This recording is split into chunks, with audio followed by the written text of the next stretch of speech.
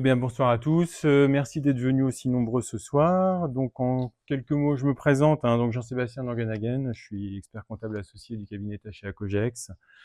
Ça fait 29 ans que je suis au poste. Et aujourd'hui, le cabinet à Cogex, c'est 200 collaborateurs, 11 sites, 11 experts comptables associés, des clients TPE-PME qui vont jusqu'à plusieurs dizaines de millions d'euros de chiffre d'affaires, plusieurs centaines de salariés, mais voilà, toute taille, jusqu'à à peu près ces niveaux-là. On a aussi tout secteur d'activité avec des spécialités selon les sites comme l'agricole, les pharmacies, notaires, SCOP, salles de cinéma, BTP, groupes familiaux.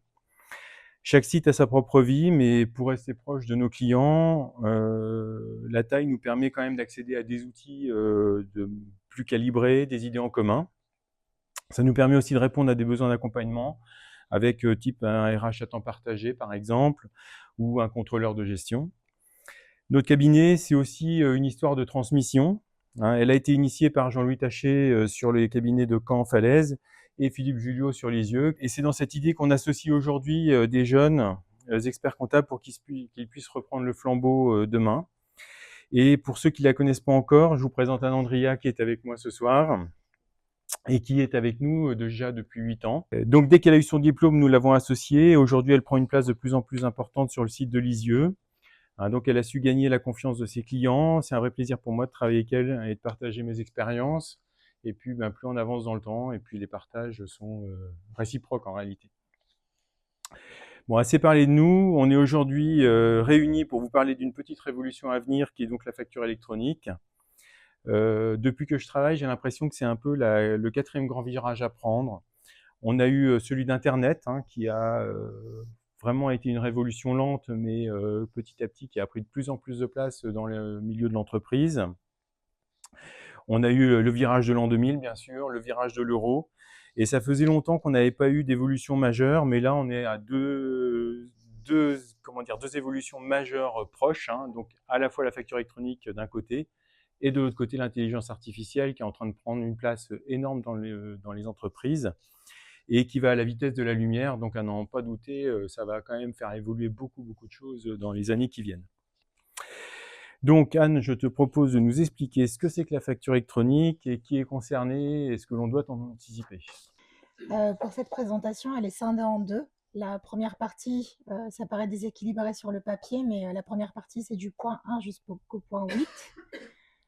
Ensuite, la deuxième partie, c'est les questions pratico-pratiques. Donc, on va d'abord voir dans une première partie pourquoi cette nouvelle obligation, qui est concernée par l'obligation, de quoi s'agit-il, le calendrier de mise en place. On va voir aussi pourquoi est-ce que c'est une opportunité pour les TPE-PME. En sixième point, on va voir quels sont les risques liés à un mauvais virage, justement, à partir du moment où on va partir sur la facture électronique. En avant-dernier point sur la première partie, on va voir notre rôle en tant qu'expert comptable. Et enfin, on va voir 6 points à retenir de la présentation. Alors, pourquoi cette obligation? Donc là, on se place du point de vue de l'État. L'État s'est fixé 4 objectifs. Donc le premier objectif, c'est un objectif qui est pécuniaire, c'est pour lutter contre la fraude à la TVA. Donc là, en l'occurrence, si on a des données chiffrées, c'est qu'en 2019, il y a eu environ 15 milliards de fraude à la TVA. Donc ça, c'est le premier objectif de l'État. Le deuxième objectif, c'est un objectif qui est, on va dire, de diminuer les coûts qui sont liés à la déclaration et avec, à terme, pourquoi pas faire des déclarations quasi automatiques de la TVA. Après, on verra, on demande à voir, puisque même si effectivement il y a des activités où la TVA, ça se déclare assez facilement, parce que c'est des déclarations relativement simples, il y a d'autres activités où c'est un peu plus complexe à partir du moment où on gère plusieurs taux de TVA, des encaissements, des décaissements. Donc, on verra ce point-là si l'État, en tout cas, arrive à cet objectif-là. Le troisième objectif, c'est un objectif toujours de réduire des coûts, mais cette fois-ci qui sont liés au délai de paiement, puisqu'en émettant des factures électroniques, l'idée c'est de respecter les délais de paiement qui sont imposés par la loi, et donc avec à terme une amélioration de la compétitivité des entreprises françaises. Et enfin, le dernier objectif de l'État, c'est d'avoir une comptabilité en temps réel, aussi bien pour l'État que pour les clients, bien sûr, C'est-à-dire que, en fait, dès lors que vous allez, par exemple, sortir d'un restaurant, et bah, du coup, ce sera directement intégré dans la comptabilité. Donc, vous aurez en temps réel, quasi réel, une comptabilité des recettes et des dépenses. Donc, la facture électronique, c'est une nouveauté pour la France, mais c'est pas si nouveau que ça. Bon, on va peut-être pas vous lister tous les pays qui sont passés à la facture électronique, mais on peut voir par exemple que depuis presque 10 ans, il y a l'Espagne qui est passée à la facture électronique. En 2019, il y a l'Italie qui est passée à la facture électronique. Et ça s'est bien passé. Donc, du coup, en théorie, ça devrait bien se passer aussi pour nous. Et puis on peut voir qu'il y a des pays d'Amérique du Sud notamment qui y sont déjà depuis quelques années, hein, aussi surprenant que ça puisse paraître. Hein. C'est-à-dire qu'en fait, vous avez Chili, Argentine, Brésil, Pérou, Mexique dans les années 2001 à 2011. Hein, donc on n'est pas en avance, pour faire court. Alors, à la question qui est concerné par la facture électronique? Il existe plusieurs cas de figure. Alors, en fait, on va rentrer un peu dans la poésie de la fiscalité française.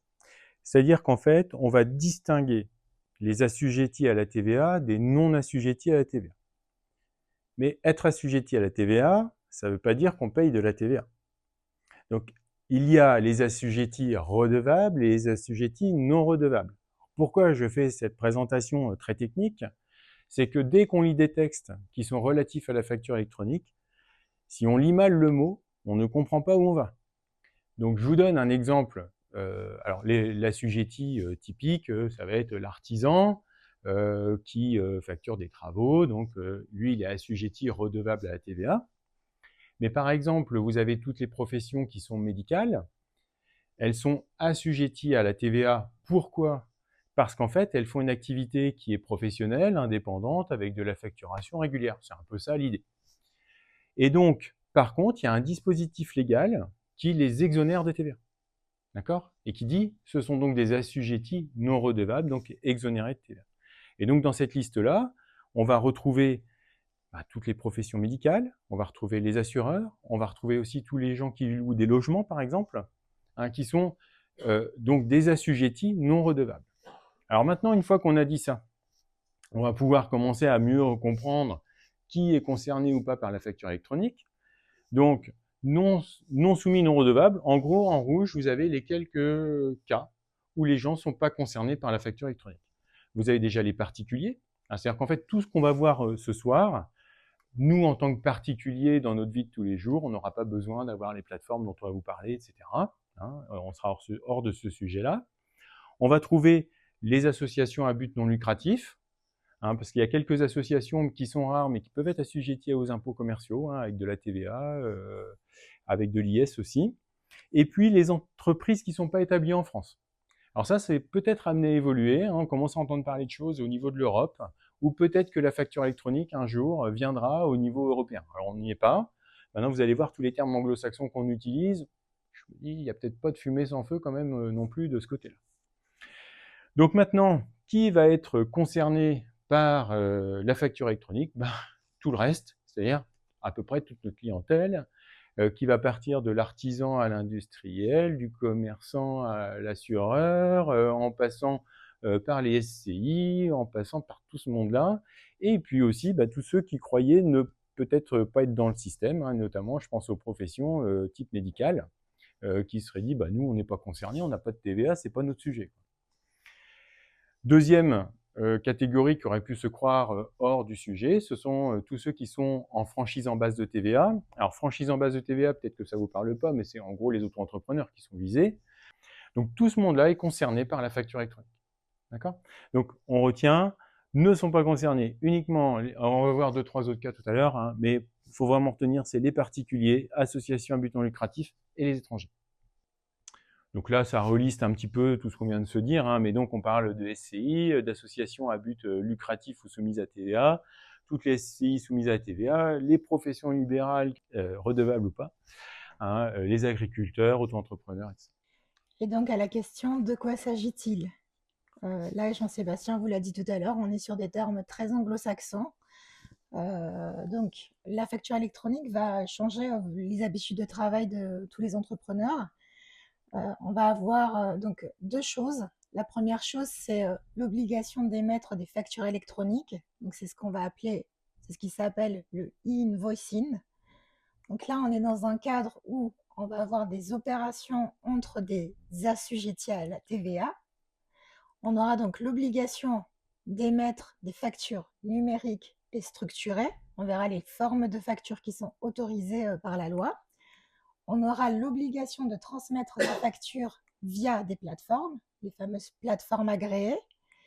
Et enfin, on aura l'obligation d'avoir un flux retour en ce qui concerne tout ce qui est paiement. Est-ce que la facture est réglée? Est-ce que la facture a été acceptée? Etc. etc. Donc ça, c'est le e-invoicing. On va le détailler encore un petit peu plus après. Et ensuite, on a aussi également le e-reporting. Donc le e-reporting, cette fois-ci, c'est une obligation de transmettre des données à l'administration fiscale lorsqu'il y a une opération entre un professionnel assujetti à la TVA et un particulier, une association ou une entreprise internationale. Et donc là, on va parler de e-reporting. En termes de calendrier, donc c'est un calendrier avec une mise en place qui est progressive, puisque les premières entreprises vont être obligées de mettre en place la facture électronique à partir du 1er septembre 2026, émettre et recevoir pour certaines entreprises. Et puis ensuite, à partir du 1er septembre 2027, toutes les entreprises devront passer à la facture électronique. Donc, si on fait un petit focus sur les deux processus de transmission, donc le invoicing, donc comme je vous l'ai dit tout à l'heure, ça concerne les opérations entre deux professionnels assujettis à la TVA. Donc là, on parle de B2B, business to business, qui sont en France. Et donc, ce invoicing, ça impose un double flux. Il y a un flux qui part vers le client. On envoie la facture électronique vers le client, mais on envoie aussi la facture électronique vers l'administration en même temps. Donc cet envoi, ça se fait à la facture. Donc dès lors qu'on émet une facture, ça part. Si on s'est trompé dans la facture, on fait une facture d'avoir, ça part à l'administration et au client, etc., etc. Et enfin, une fois que la facture a été reçue par le client, s'il l'a accepté, refusé ou peu importe, à partir du moment où il a fait un retour de cette facture et qu'il l'a réglée, il y a un flux retour qui va s'opérer pour vous informer de l'état de la facture. Donc ça, c'est ce qu'on va appeler le flux retour, qu'on va voir tout à l'heure sur un schéma. Ensuite, en ce qui concerne le e-reporting, donc le e-reporting, comme je vous l'ai dit tout à l'heure, c'est la communication d'un flux vers l'administration. Les recettes, donc l'exemple type, c'est le boulanger, par exemple, qui a une caisse, qui va encaisser des recettes d'espèces de particuliers, espèces carte bleue, qu'importe, en tout cas des recettes. Et bien en fait, tous les 10 jours, tous les mois ou tous les bimensuels, tous les 2 fois par mois, il y aura justement cette transmission d'informations vers l'administration fiscale. Donc ce e-reporting, comme je vous l'ai dit tout à l'heure, ça concerne les transactions entre un professionnel assujetti à la TVA en France et une entreprise internationale, entre un assujetti à la TVA en France avec un particulier. Ça concerne aussi les acquisitions intracommunautaires, mais sur ce point-là, on aura d'autres précisions à venir avec le temps. Et enfin, ça concerne donc les flux, aussi bien les paiements que les encaissements. Et donc, comme je vous l'ai dit tout à l'heure, le flux, c'est décade, mensuel ou bimensuel. C'est-à-dire qu'en fait, ce qu'il faut voir ici, c'est que, en gros, c'est le chiffre d'affaires qui part de celui qui facture vers son client ou vers l'État, le cas échéant. Et c'est pour ça que l'acquisition intracommunautaire, pour ceux qui en ont, qui arrivent en plein milieu de tout ça, on se dit mais qu'est-ce que ça fait là? Alors que ça, c'est une facture d'achat en réalité de la personne qui a été achetée donc en Europe. Et la facture d'achat en Europe, en réalité, elle est très très fréquente. Peut-être que ça vous paraît anodin comme ça, mais regardez tout ce qu'on achète aujourd'hui dans les entreprises sur Amazon. On a Amazon pas dans toutes les comptas, mais pas loin. Et donc, il y a énormément d'achats qui se passent sur Amazon qui sont de l'acquisition intracommunautaire à traiter dedans. Donc là, pour l'instant, on n'a pas encore bien compris comment ça allait fonctionner. Maintenant, ça va venir. De toute façon, le e-reporting, Ça va être pour 2027 dans tous les cas pour vous, donc on a quand même le temps d'y réfléchir et d'avoir des précisions sur tout ça. D'accord? Donc voilà, vraiment le système, c'est vraiment un système de déclaration de chiffre d'affaires à cette exception-là. Donc ensuite, on va développer 3 cas. Le premier cas, c'est je suis assujetti à la TVA et établi en France et je facture à un assujetti à la TVA établi aussi en France. Donc le cas business to business en France. Donc là, on est dans le cadre de le e-invoicing. Le e-invoicing, donc B2B France, on va avoir 4 obligations majeures qui vont être 1. D'émettre une facture dans un des 3 formats qui sont obligatoires dont on va vous reparler tout de suite. 2. La transmission des factures est imposée par une plateforme agréée qui s'appelle, qu'on nomme PA, plateforme agréée. Ça, c'est ce qu'on appelait la PDP il y a encore quelques semaines. C'est-à-dire que vous voyez, la réforme n'est même pas commencée, qu'on nous change déjà des terminologies. Donc tous ceux qui ont entendu parler de PDP, c'est la PA désormais. Obligation numéro 3, suivi et mise en place des statuts de facture et des encaissements sur la plateforme. Donc, on va vous expliquer un petit peu comment ça fonctionne. Et obligation numéro 4, la transmission à l'administration fiscale des données de facturation, statut de la facture et données de paiement. Grosso modo, vous aurez à peine terminé votre facture, votre client n'aura même pas vu que l'administration fiscale l'a déjà dans sa base de données. Donc, ça veut dire que aussi, ça va nécessiter avant d'envoyer une facture, d'être un peu sûr de à qui on envoie la facture, par exemple, parce que les cas de genre ah ben non, c'est pas monsieur machin qu'il faut facturer, c'est sa société, machin, que tout le monde a déjà bien rencontré quand on fait notamment dans le bâtiment, des choses comme ça. Donc là, qui dit ça, dit que on fait une facture à la mauvaise personne, on fait un avoir dans la foulée, on refait une facture. D'accord ? Donc ceux qui vont faire beaucoup d'avoirs, bah, clairement, ils vont laisser beaucoup de traces. Soyons clairs. Donc, le format de la facture. Alors, quand on a commencé à parler de facture électronique, les gens ils disent bah, « Attendez, moi j'envoie déjà des PDF et tout ça, tout va bien. » Alors, mais ce n'est pas du tout le sujet. En fait, le PDF, c'est du hors-sujet total. C'est-à-dire qu'en fait, quand on fait du B2B, d'entreprise à entreprise, les factures qui sont faites au format Word, Excel, PDF et voire manuel, puisqu'on en a encore de temps en temps, c'est hors sujet total. C'est fini. Donc, on va avoir 3 formats possibles qui seront soit le format UBL, soit le format C2I, mais grosso modo qui ne concerne pas les PME. C'est du format pur numérique en fait, qui va être réservé, aux grosses boîtes qui travaillent entre eux, où il n'y a pas forcément nécessité d'avoir un fichier lisible. Donc nous, ce qu'on va trouver, c'est le format FactureX pour l'essentiel, qui est un format double qui intègre à la fois un fichier PDF et un fichier XML. D'accord ? C'est-à-dire qu'en fait, dans le même fichier informatique, vous allez avoir le fichier PDF qu'on va pouvoir lire sur n'importe quel lecteur PDF. Et donc, pour l'œil humain, c'est quand même pratique quand on veut analyser une facture. Et après, le fichier XML, lui, il va être codifié et structuré pour que là, ce soit, entre guillemets, l'œil informatique qui puisse aller le lire. Alors, évidemment, l'œil informatique de l'administration, mais aussi l'œil informatique de nos futurs logiciels. Je vous donne un exemple, c'est pas du tout comme ça que ça fonctionne, mais c'est pour vous expliquer un peu. Par exemple, que sur la ligne numéro 1, on va mettre le numéro de SIRET du fournisseur, la ligne numéro 2, son nom, la ligne numéro 5, ce sera peut-être son RIB, par exemple, des choses comme ça. Tout ça, ça sera structuré par un format défini et obligatoire. Donc l'addition de ces 2 fichiers-là, qui sera donc le nouveau format, ce sera le format FactureX, donc format obligatoire demain. Donc du coup, qui dit facturer en FactureX dit qu'on doit avoir un logiciel de facturation qui soit capable de gérer un tel format. Donc ça veut dire que tous les logiciels qui ne sont pas à jour, là où il y a les gens n'ont pas pris de maintenance, par exemple, des choses comme ça, on sait déjà qu'ils vont être hors sujet quand il va s'agir d'émettre du FactureX.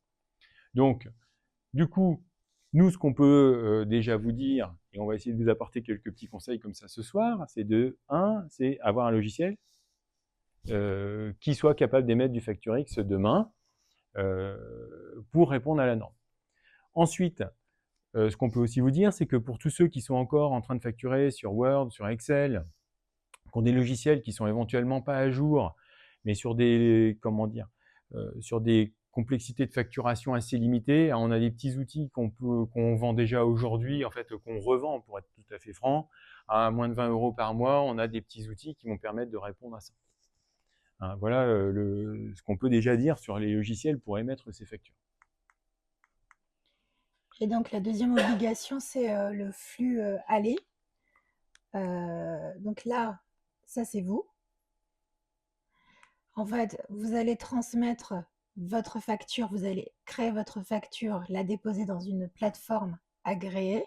Cette facture sera ensuite transmise dans la plateforme agréée du client et le client va la recevoir. Et donc, si c'est une facture en format X, il y aura forcément un PDF qui sera collé avec le format XML et donc le client pourra lire la facture.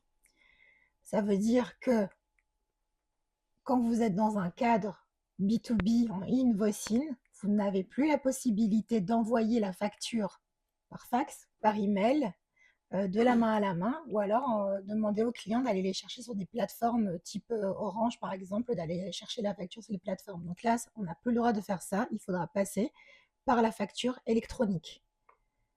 Ensuite, l'obligation numéro 3, c'est le flux retour. Donc, le flux retour, c'est quoi? C'est que une fois que vous avez envoyé votre facture, votre client va recevoir la facture, il pourra décider de l'accepter, de la rejeter, de la mettre en litige, de la rejeter partiellement ou de la refuser. Et ensuite, il aura aussi la possibilité de la payer entièrement ou partiellement. Et donc, une fois qu'il a pris cette décision-là, il y a un flux qui va partir de la plateforme agréée de votre client vers vous pour vous signifier justement ce fameux flux retour. Est-ce qu'il a payé ou pas la facture? Dans cette réforme, pour ceux qui ont déjà un petit peu regardé, pardon, ils ont entendu parler d'un schéma en Y. En fait, c'est un terme qu'on revoit assez souvent. En fait, c'est quoi l'idée? Donc, on a matérialisé le Y sur la diapo. C'est-à-dire qu'en fait, on a le fournisseur, le client, et la troisième branche de Y, bah, c'est l'administration fiscale. Hein, soyons clairs et factuels. Donc, en fait, le fournisseur va émettre au format facture X sa facture, qui va arriver sur sa plateforme agréée. Et comment la plateforme agréée va savoir à qui adresser cette facture? Elle va consulter un site internet en fait de l'administration fiscale qui s'appelle la PPF. Donc là aussi, il y a encore eu des évolutions, c'est-à-dire que la PPF initialement, c'était une plateforme gratuite pour tout le monde. Sauf qu'ils se sont rendus compte qu'il y avait plein de gens qui s'intéressaient beaucoup au sujet, puisqu'aujourd'hui, des candidats à devenir plateforme agréée demain, il y a à peu près une centaine d'entreprises. Donc ils se sont dit pourquoi m'embêter à fournir un truc gratuit alors qu'ils sont en train de s'arracher les cheveux pour se piquer les clients d'une manière ou d'une autre. Il va y avoir une émulation qui va créer une certaine concurrence. Et donc nous, du coup, on s'en mêle plus. Déjà qu'ils avaient été un petit peu à l'origine de retard dans l'allumage de cette facturation électronique qui devait arriver plus tôt mais qui a déjà été reportée. Donc ils se sont dit, nous, on laisse tomber. Donc finalement, la PPF, contrairement à ce qu'elle devait être, n'est plus qu'un annuaire. Donc, chaque plateforme agréée va pouvoir aller consulter la PPF. Elle est déjà existante, donc tous les gens qui ont commencé à s'inscrire, on peut déjà consulter sur Internet qui a pris quelle plateforme. Bon, il n'y a pas d'urgence, on va en reparler tout à l'heure, mais il va falloir se décider quand même dans les mois qui viennent. Et donc, une fois que la plateforme du fournisseur sait à qui adresser, en fait, ils envoient le flux informatique à la plateforme du client qui, tous les matins, va pouvoir aller consulter sa plateforme pour voir les factures qu'ils ont reçues. Donc là, je vais faire un peu l'ancien. C'est-à-dire que moi, quand j'ai commencé à travailler, qu'est-ce qu'on recevait? On recevait du courrier. En fait, il y avait le postier qui arrivait le matin, qui vous amenait une pile comme ça de courrier avec toutes les factures dedans. Et puis finalement, pour enregistrer les comptables, on prenait les papiers qui étaient là-dedans et puis on triait. Et puis avec le temps, on a eu tout un tas de factures qui sont arrivées par email. Il y en a tout un tas où il a fallu aller sur des plateformes pour les chercher. Parlons pas de tout ce qui vient aussi des plateformes d'achat. Je vous ai parlé d'Amazon tout à l'heure, où il faut, quand on commande le jour J, il faut retourner à J+3 pour aller rechercher sa facture dessus, etc. Donc demain, en fait, on va revenir quasiment au principe du postier. C'est-à-dire qu'en fait, on n'aura qu'un seul endroit où aller chercher ses factures. Ce sera la plateforme agréée. Donc là, déjà, en termes de confort administratif, on va y retrouver un petit peu notre compte, parce que je pense qu'on souffre tous d'aller chercher toutes ces factures à différents endroits au risque d'en perdre. Donc ça, au moins, ce sera le point positif, un des points positifs de la réforme. Donc le client, le matin, enfin je dis le matin, quand il veut dans sa journée en fait, pourra aller consulter sa plateforme et puis pourra dire bon bah voilà, cette facture-là, je l'accepte, je la refuse. Et les plateformes, on va le voir tout à l'heure, vont vous proposer différents services selon ce que vous allez choisir, qui vont être des services pour être un peu des services un peu augmentés de l'utilisation de la plateforme. Et puis le client, du coup, va faire un flux retour en disant bah voilà, la facture, je l'ai acceptée, je l'ai pas acceptée, je voudrais un avoir partiel, total, machin. Enfin voilà, ça va être une espèce de communication électronique sur comment dire, l'acceptation de cette facture. Et donc, on va voir ce fameux flux retour dont on parlait tout à l'heure, qui est matérialisé en bleu. Et à chaque fois, ça tombe, chaque flux retombe à l'administration fiscale, qui va avoir une base de données extrêmement puissante, en réalité, puisque on va avoir 100% du B2B qui va arriver ligne à ligne, facture par facture, dans sa base de données. Alors, dans un premier temps, je pense que la quantité de données va les noyer, tellement. Enfin, les données c'est bien, mais quand on ne sait pas comment les utiliser, et quand on en a plein, à un moment donné, on ne sait plus quoi en faire. Donc, je pense qu'au début, on risque pas forcément d'avoir une exploitation majeure, mais petit à petit, en entonnoir, ils vont réussir à sortir des trucs, à faire des stats, à faire des recoupements qui seront de plus importants, c'est une évidence. Donc, qui dit obligation dit sanction. Ça, c'est le système qui n'est pas spécifique à la France, c'est comme ça la loi d'une manière générale. Donc là, les sanctions, on va voir tout à l'heure sur le e-reporting qui concerne les particuliers, elles sont un peu plus lourdes qu'ici, mais c'est quand même 15 € par facture. Exemple, bon, je dis, moi, la facture électronique, ce sera jamais pour moi, je continue à faire mes factures sur Word, vous risquez 15 € d'amende par facture émise sur Word et qui n'aura pas été transmise dans le système. Et puis, par contre, on est sympathique, on vous met un plafond à 15 000 € par an d'amende. Donc, si jamais vraiment vous ne voulez pas, vous savez ce que ça vous coûte. Et donc cette fois-ci, on est dans le cas numéro 2. Je suis un assujetti à la TVA établie en France et je facture à un non assujetti à la TVA, donc en B2B ou en B2B, en B2C, excusez-moi, ou en B2B international. Donc là, en termes de fonctionnement, on est un peu différent du premier fonctionnement avec le e-reporting, puisque là, on a un format libre des factures. En termes de transmission d'informations, on va transmettre les factures et les tickets de caisse au travers de la caisse. Et enfin, on va transmettre les informations, comme je l'ai dit tout à l'heure, mensuellement, au moins une fois par mois, à l'administration fiscale. Donc, contrairement au e-invoicing, cette fois-ci, comme on est en e-reporting, on a le droit de faire des factures Word, Excel, à la main ou PDF. On a aussi le droit d'avoir des caisses enregistreuses agréées et on peut utiliser les 3 formats de la facture électronique. Donc là, nous, notre conseil, c'est quand même d'émettre des factures au format X, puisque dans le cadre du e-reporting, si par exemple vous avez des caisses manuelles, c'est-à-dire avec un perpétuel de caisse où vous recopiez toutes vos recettes journalières, vous allez devoir retaper manuscritement le e-reporting auprès de l'administration fiscale. Donc ça revient à dire qu'il va falloir le faire 2 fois. Donc en termes de mode de transmission, donc cette fois-ci, on va pouvoir l'envoyer par fax pour le coup, ou le donner à la main directement à votre client, l'envoyer par email ou demander au client d'aller le chercher sur un site internet dédié. Donc, on a mis une petite astuce, c'est que j'ai intérêt à choisir une plateforme électronique qui est capable de transmettre et de récupérer les factures hors de champ de l'application de l'obligation de la facture électronique pour concentrer tous les flux de facturation dans un seul endroit. Exemple, artisan du bâtiment. Qu'est-ce qu'on essaie de vous dire là?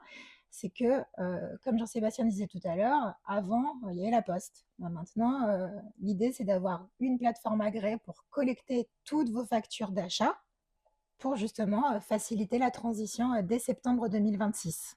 Alors, pour compléter un petit peu l'illustration sur les artisans du bâtiment, prenons un plombier au hasard.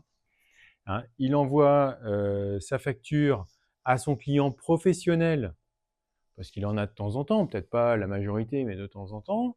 Il envoie cette facture-là par le e-invoicing, c'est-à-dire qu'en fait, son logiciel enverra par la plateforme cette facture. Par contre, l'essentiel de ses clients, qui sont des particuliers, là, il enverra sa facture, peut-être par mail, par courrier encore. D'accord? Mais donc, il va falloir que son logiciel soit capable de faire un peu le tri, tout ça, et de se dire, d'un côté, est-ce que je suis en e-reporting ou en invoicing? Il ne faut surtout pas gérer ça à la main, c'est complètement ingérable. Il faut vraiment que l'informatique vienne nous aider.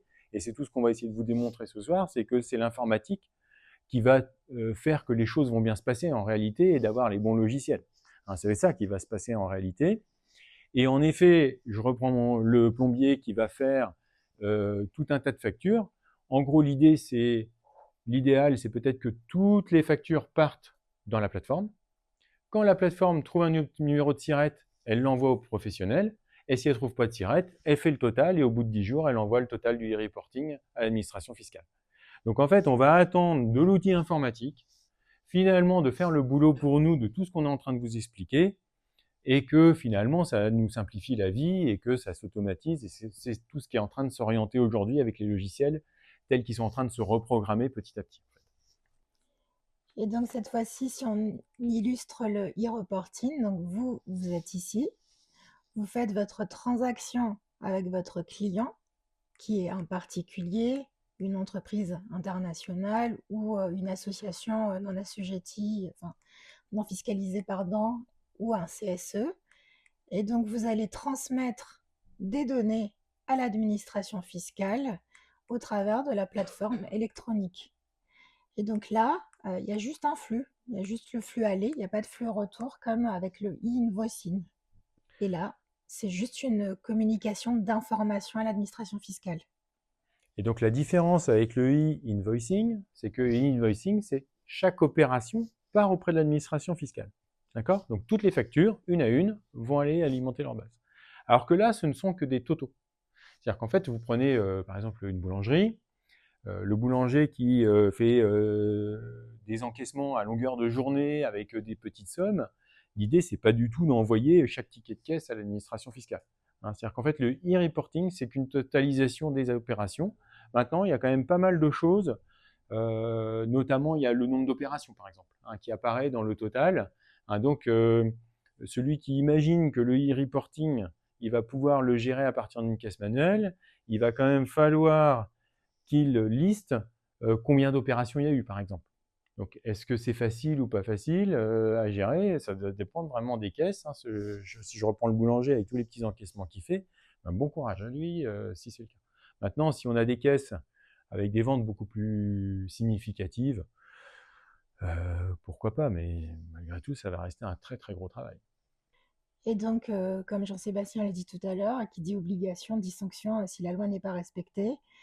Les sanctions sont un peu plus fortes que dans le e-invoicing, puisque là, on est sur 250 € par transmission omise.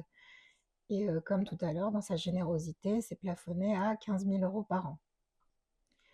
Ensuite, le cas numéro 3, c'est je suis un assujetti à la TVA et je réalise des opérations exonérées. Donc, le cas d'un médecin, d'une infirmière, et je réalise une opération avec un assujetti ou non à la TVA. Dans ce cas-là, j'ai une seule obligation, c'est que je dois avoir une plateforme agréée pour recevoir mes factures d'achat. Donc ça concerne, je vous l'ai dit tout à l'heure, les prestations médicales, ça concerne aussi les opérations bancaires, les opérations d'assurance, et enfin, notamment les prestations d'enseignement. Donc, je suis bien dispensée de faire du e-invoicing et du e-reporting, mais je dois avoir une plateforme agréée pour recevoir mes factures d'achat. Autrement dit, tous les exonérés de TVA n'auront pas besoin d'avoir de logiciel pour émettre. Par contre, ils devront avoir une plateforme pour recevoir les factures. D'accord? Donc en fait, ils sont concernés que par la moitié de l'obligation. Si on le met un peu en symétrie, cette histoire, alors on va prendre un électricien maintenant, parce qu'on en a aussi dans la salle, qui va faire des travaux chez une orthophoniste, par exemple, pour son cabinet médical, enfin son cabinet, hein, pas pour chez elle. Il devra donc lui envoyer cette facture, non pas par courrier, par mail, mais bien via le e-invoicing, puisqu'il s'adresse à un assujetti. Ok, elle ne paye pas de TVA, mais elle est bien assujettie. Donc en fait, la facture de l'électricien vers l'orthophoniste, vers le médecin, partira dans cette plateforme, puisque cette personne aura l'obligation de consulter ses factures sur la plateforme. D'accord ? Vous voyez la difficulté du truc, c'est que vraiment, il n'y a que vers les particuliers, on vous a dit associations et les étrangers, qu'on ne fera pas du invoicing en fait. Et donc, comme c'était trop simple, on peut avoir les deux. C'est-à-dire qu'on peut avoir et à la fois du e-invoicing et du e-reporting. Donc là, je suis dans le cas où je suis un assujetti à la TVA établi en France et je vends à la fois à des assujettis à la TVA et aussi à des non-assujettis à la TVA. Je fais les deux opérations. Donc là, on a l'exemple d'une boulangère, pour le coup, Madame Trucmuche. Madame Trucmuche, elle vend principalement aux particuliers, mais de temps en temps, elle peut avoir des opérations avec des professionnels. Exemple, on va faire un petit déjeuner cabinet, donc on va aller voir Madame Trucmuche et puis on lui demande une facture. Donc dans ce cadre-là, comme on est professionnel, elle va devoir nous envoyer notre facture en invoicing.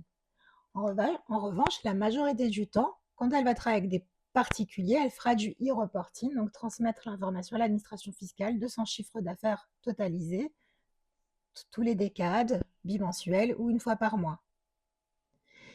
Et donc, finalement, ce cas-là, on le retrouve dans plusieurs types d'activités, puisqu'on peut aussi avoir le cas du restaurateur. Les restaurateurs travaillent principalement avec des professionnels, mais il y a des restaurateurs qui font des événements d'entreprise ou des déjeuners d'affaires aussi. Donc, dans ce cadre-là, les professionnels qui sont chez les restaurateurs peuvent demander une facture. Et donc là, on sera aussi dans le cadre du e-invoicing et non pas du e-reporting. Donc, si on prend d'autres exemples, donc on a aussi le boucher qui peut travailler avec des entreprises du bâtiment pour faire par exemple du gigot bitume. Le restaurant, je vous l'ai indiqué déjà tout à l'heure. On peut aussi avoir l'industriel qui travaille principalement avec des professionnels, mais de temps en temps, il va travailler avec des particuliers ou des associations. Et donc, il va falloir avoir un système de caisse ou de facturation qui va pouvoir automatiser les flux pour être efficace, pour à la fois faire du e-reporting et du e-invoicing. Pour nous, en fait, ce qu'on se dit, c'est que, vous voyez, on a pris l'exemple des SCI tout à l'heure, des médecins, etc. Quasiment tout le monde, en fait, est concerné par le double flux, en réalité. C'est-à-dire que très très peu vont échapper à l'idée de faire que l'un et pas l'autre, en fait. Alors donc, le cas numéro 4, en fait, tout à l'heure, on a parlé des ventes vers les particuliers, on a parlé des ventes vers les entreprises, B2B, B2C, allons-y, on fait le B2G, le business to government. Et là, en fait, en réalité, c'est-à-dire que aujourd'hui, tous les gens qui répondent à des appels d'offres vont passer par une plateforme qui s'appelle Chorus. Pour tous ceux qui pratiquent, ils savent de quoi je parle, même mieux que moi sûrement, parce que j'ai jamais pratiqué dans le détail.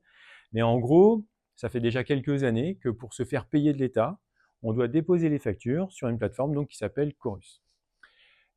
Cette plateforme Chorus, elle est vraiment intégrée au système de la plateforme électronique, enfin de la facture électronique, pardon. Et donc, on va nous permettre de faire deux choses. C'est soit notre logiciel va émettre un invoicing classique qui va passer par notre plateforme et nous, que ça aille vers un pro ou vers l'administration, finalement, ce sera transparent. Donc ça, c'est le schéma que vous avez ici. Donc en fait, on fait le invoicing vers notre plateforme. La plateforme connaîtra le SIRET de l'établissement facturé et ça repartira vers Chorus, donc ce sera transparent de ce côté. Et puis le deuxième cas, c'est qu'on pourra continuer d'envoyer directement les factures vers Chorus et on pourra leur déposer du invoicing directement puisque le format Facturix sera connu par Chorus et donc ils sauront l'interpréter. Donc ce sera déjà un format. Le 18 juillet, il y a un truc qui fait à peu près 2 pages qui a été émis par Chorus qui explique un petit peu tout ce que je viens de vous dire. Par contre, ils ont juste précisé un truc qui me paraît énorme, c'est que les factures de marché de travaux, les mémoires de frais de justice, les demandes de remboursement, gestion référentielle des engagements juridiques ne pourront pas passer par la plateforme agréée. Pourquoi j'insiste? C'est que beaucoup des gens qui utilisent Chorus sont dans les secteurs du bâtiment. Et donc, ça veut dire que finalement, ils vont continuer à aller sur Chorus pour aller déposer leurs factures parce que c'est pas possible de les faire passer par la plateforme agréée. Donc, dans beaucoup de cas, ils vont continuer de faire comme avant, c'est-à-dire déposer leur invoicing sur Chorus comme avant. Maintenant, si on essaie de résumer un petit peu pour savoir où se situe votre entreprise dans toute cette réforme. Donc, on vous a mis un petit tableau. C'est un tableau à double entrée. On peut le lire dans les deux sens. Je vous propose de le lire à l'horizontale. Donc là, c'est vous. Donc, il faut que vous vous situez là-dedans. Est-ce que vous êtes un assujetti à la TVA? Exemple, entreprise d'habillement. Est-ce que vous êtes un assujetti à la TVA avec des opérations exonérées? Exemple, assureur, infirmier. Est-ce que vous êtes un assujetti prestation de service, dans quel cas vous êtes imposable selon les encaissements, à activité du bâtiment par exemple. Et ensuite, là, vous avez votre client. Donc, premier cas, vous êtes un assujetti à la TVA et vous travaillez avec un autre assujetti à la TVA qui a une plateforme agréée obligatoire. Donc là, on est dans le cas du invoicing. On est un assujetti avec un non-assujetti. On est dans le cadre du e-reporting avec le format de la facture qui est libre puisqu'on peut faire des factures manuscrites, Word, Excel, etc., etc. Deuxième cas, je suis un assujetti avec des opérations exonérées. Quand je travaille avec un assujetti, je n'ai pas d'obligation d'avoir du invoicing ni du e-reporting. Idem quand je suis avec un non-assujetti, mais en revanche, j'ai juste une obligation, c'est d'avoir une plateforme électronique agréée pour recevoir les factures d'achat. Enfin, je suis un assujetti prestation de service, je travaille avec un professionnel assujetti à la TVA, je suis en e-invoicing et j'ai le flux retour pour indiquer les données de paiement, l'état de la facture. Et enfin, je suis donc un assujetti prestation de service et je travaille avec un non assujetti à la TVA, donc un particulier par exemple.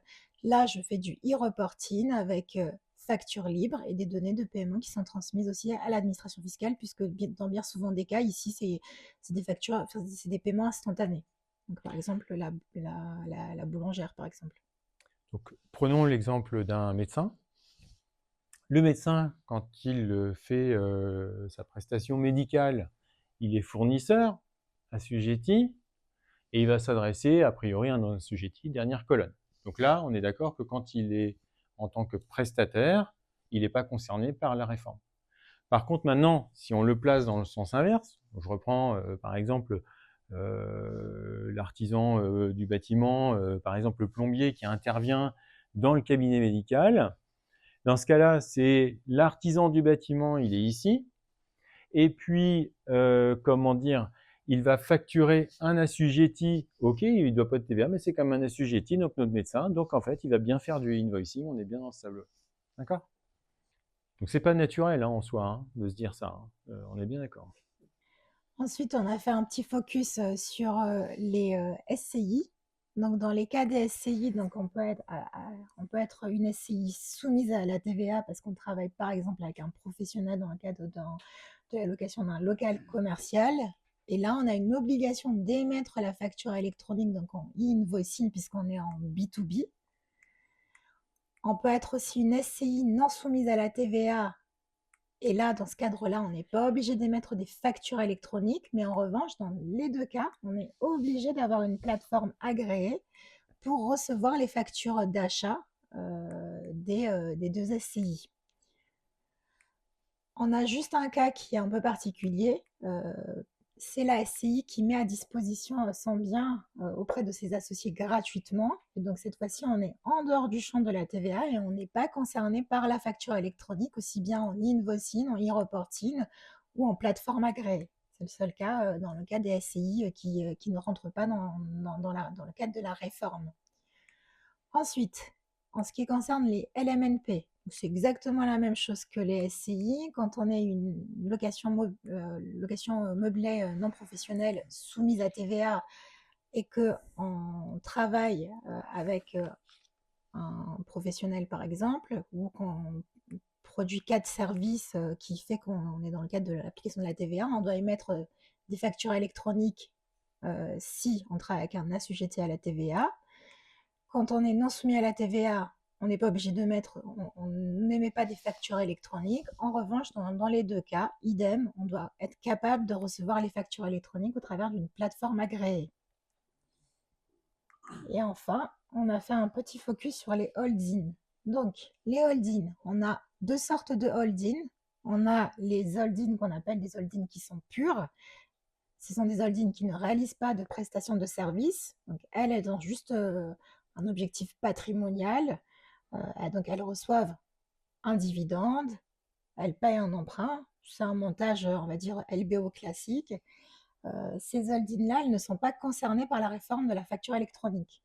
En revanche, les holdings qui sont actives, qu'on peut appeler de actives ou animatrices, donc celles qui font des prestations de services, des prestations de direction par exemple, celles-là, elles sont concernées par la réforme de la facture électronique.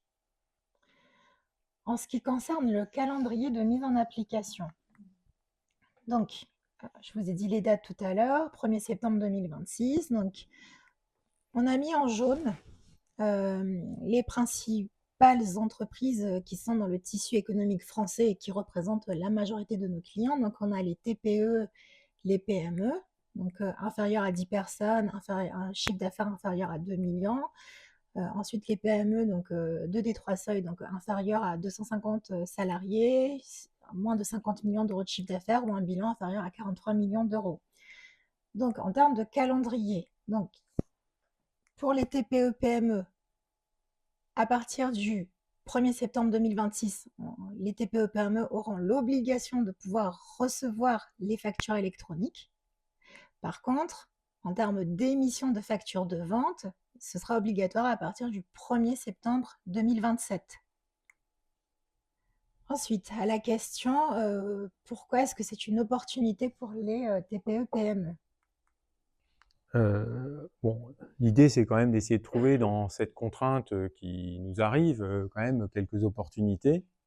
Donc tout à l'heure, je vous l'ai expliqué, aujourd'hui, on a trop de canaux d'arrivée des factures.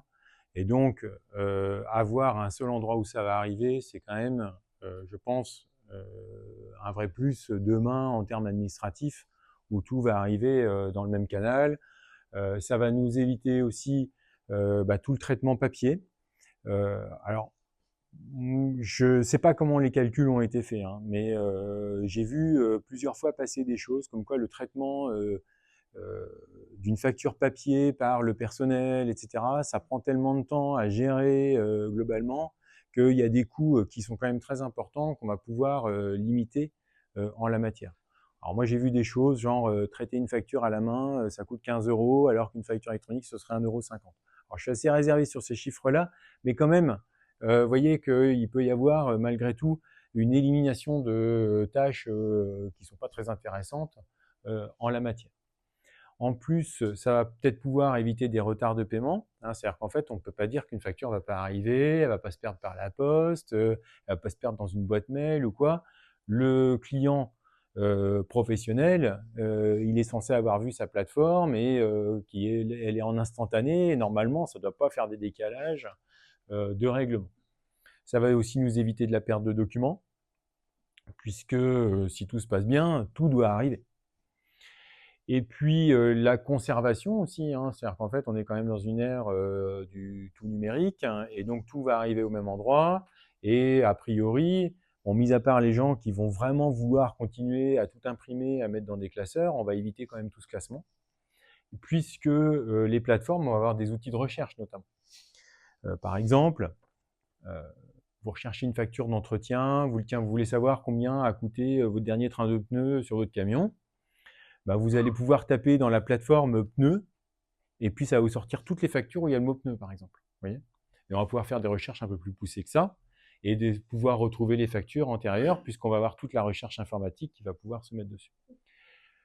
On va pouvoir aussi se dire que bon, pour les gens qui ont des inventaires qui sont un peu fastidieux, de retrouver un prix d'achat, on va pouvoir taper une référence, et comme dans le fichier Facturix, je vous ai dit, il y avait toutes les lignes, on aura notamment les références dessus, on pourra retrouver toutes les factures qui ont la référence en question dans l'informatique directement. Donc en termes d'archivage, il y a quand même quelque chose d'intéressant et en termes de recherche aussi de ces pièces comptables. Et puis, tout ce qui est traçabilité, évidemment, avec l'informatique, tout va pouvoir être tracé dans les logiciels. Mais par contre, il y a des coûts à prévoir, puisque qui dit logiciel dont on vous a parlé tout à l'heure, derrière il y a des informaticiens, il faut quand même rémunérer tous les gens qui développent. Donc évidemment, il y aura des coûts. On a parlé des caisses enregistreuses, on va vous en reparler un peu tout à l'heure. C'est quand même des outils qui coûtent relativement cher quand même dans les commerces. Et puis les plateformes, ce ne sera pas gratuit. Parce que, bon, comme ça paraît un petit peu, comment dire, un peu nébuleux comme système. Mais finalement, une plateforme, c'est quoi? C'est un site internet qui va devoir être extrêmement sécurisé, puisque tout le monde a entendu parler de toutes les fraudes plus novatrices les unes que les autres, et sur lesquelles, il ne faut pas en douter, les pirates vont chercher à aller s'y mettre. Donc, il va falloir sécuriser tout ça, mettre tout un tas de garde-fous sur les plateformes, faire de la vérification de piratage, etc., etc. Donc, les plateformes, ce ne sera pas gratuit. Aujourd'hui, clairement, on s'attend au regard de ce qu'on commence à voir, parce que tout n'est pas encore fixé, à 10 à 20 euros par mois, le coût d'une plateforme. Je vous donne un exemple. Dans la facture électronique, il y aura le RIB du fournisseur. Imaginons qu'un pirate, un petit malin, fasse comme ce qui se fait déjà sur certains mails, et d'ailleurs je vous mets un peu en garde là-dessus, et qu'ils arrivent à aller changer ce RIB. C'est pas beau la vie? C'est-à-dire qu'en fait, vous allez recevoir une facture avec un RIB qui n'est pas le bon, vous dites, tiens, je paye tranquillement sur ma plateforme le fournisseur, vous dites, voilà, j'ai fait mon devoir de citoyen, j'ai payé mon fournisseur.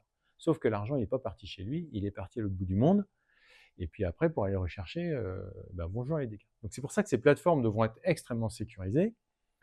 J'en profite au passage pour vous dire, attention, toutes les factures qu'on reçoit par mail aujourd'hui, il y en a qui sont régulièrement piratées, où ils ne piratent pas grand-chose, ils ont juste changé le RIB. Et donc, il y a des artisans, typiquement du bâtiment, qui envoient des factures par mail, où le client de bonne foi croit payer son fournisseur et envoie de l'argent à quelqu'un qui n'est pas son fournisseur. Et j'en ai encore entendu parler pas plus tard qu'à la dernière réunion, il y a 2 jours. Donc attention, alors petit conseil, dès que vous payez quelqu'un par virement, vous appelez le fournisseur en disant « Est-ce que c'est bien votre RIB ?» Et surtout, vous ne prenez pas le numéro qui est sur la facture parce que peut-être qu'ils vont aussi changer. Vous prenez le numéro habituel et vous appelez. Et si les gens ne comprennent pas, vous leur dites « Je veux vérifier votre RIB » et faites-le systématiquement.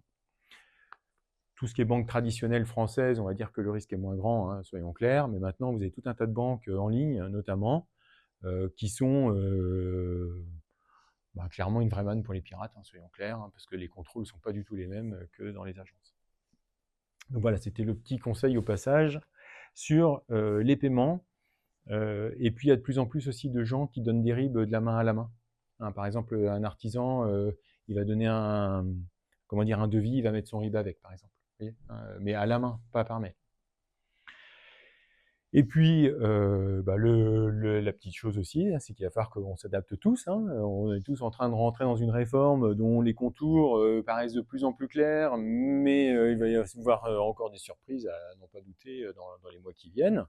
Donc petit à petit, on va y arriver, mais n'empêche qu'il y a quand même une adaptation et peut-être aussi de la formation des personnels, notamment, pour pouvoir gérer tout ça. Alors, les opportunités pour les TPE-PME, l'idée c'est d'automatiser, d'accélérer le processus de facturation en utilisant des outils simples à manipuler pour la collecte et l'émission des factures.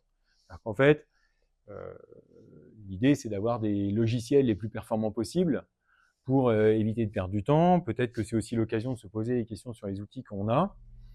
Par exemple, pour faire des devis, est-ce qu'il n'y a pas des logiciels aujourd'hui qui vont m'aider ?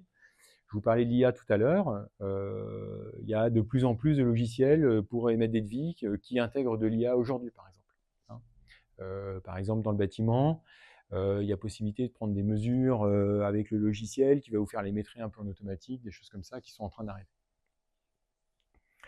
Ensuite, l'idée, ce serait de réduire les délais de paiement des factures grâce au cycle de vie qui va s'automatiser petit à petit. Améliorer la qualité du service, les relations client-fournisseur. Bon, allez, on cherche des idées hein, pour faire du vraiment positif. Par contre, diminuer les coûts de gestion, je vous en parlais tout à l'heure, hein, le coût administratif manuel, en fait, il y a beaucoup de coûts masqués qui devraient s'éliminer avec tout ça. Et puis sinon, par contre, et là, on va commencer à obtenir des choses intéressantes, c'est par exemple visualiser ces échéances. Pardon. C'est-à-dire qu'en fait, les outils qui vont se mettre en place, à partir du moment où ils intègrent toutes vos factures, ils peuvent vous dire, bah voilà, ce mois-ci, il va falloir sortir tant de trésorerie, par exemple. Vous voyez, donc ça commence à devenir un vrai service positif. Et on voit que les logiciels euh, qui tournent autour de la compta, on va vous reparler après que nous, on va changer d'outil bientôt. L'idée, c'est d'avoir des plateformes comme ça qui vont vous aider à visualiser des choses, des échéanciers un peu automatisés. Et puis stocker dans un seul endroit accessible l'ensemble des factures. Alors, quand on dit accessible, alors oui, un classeur, c'est bien. Maintenant, quand on a différents services dans une entreprise, bah, tout le monde a accès au même classeur et n'importe où.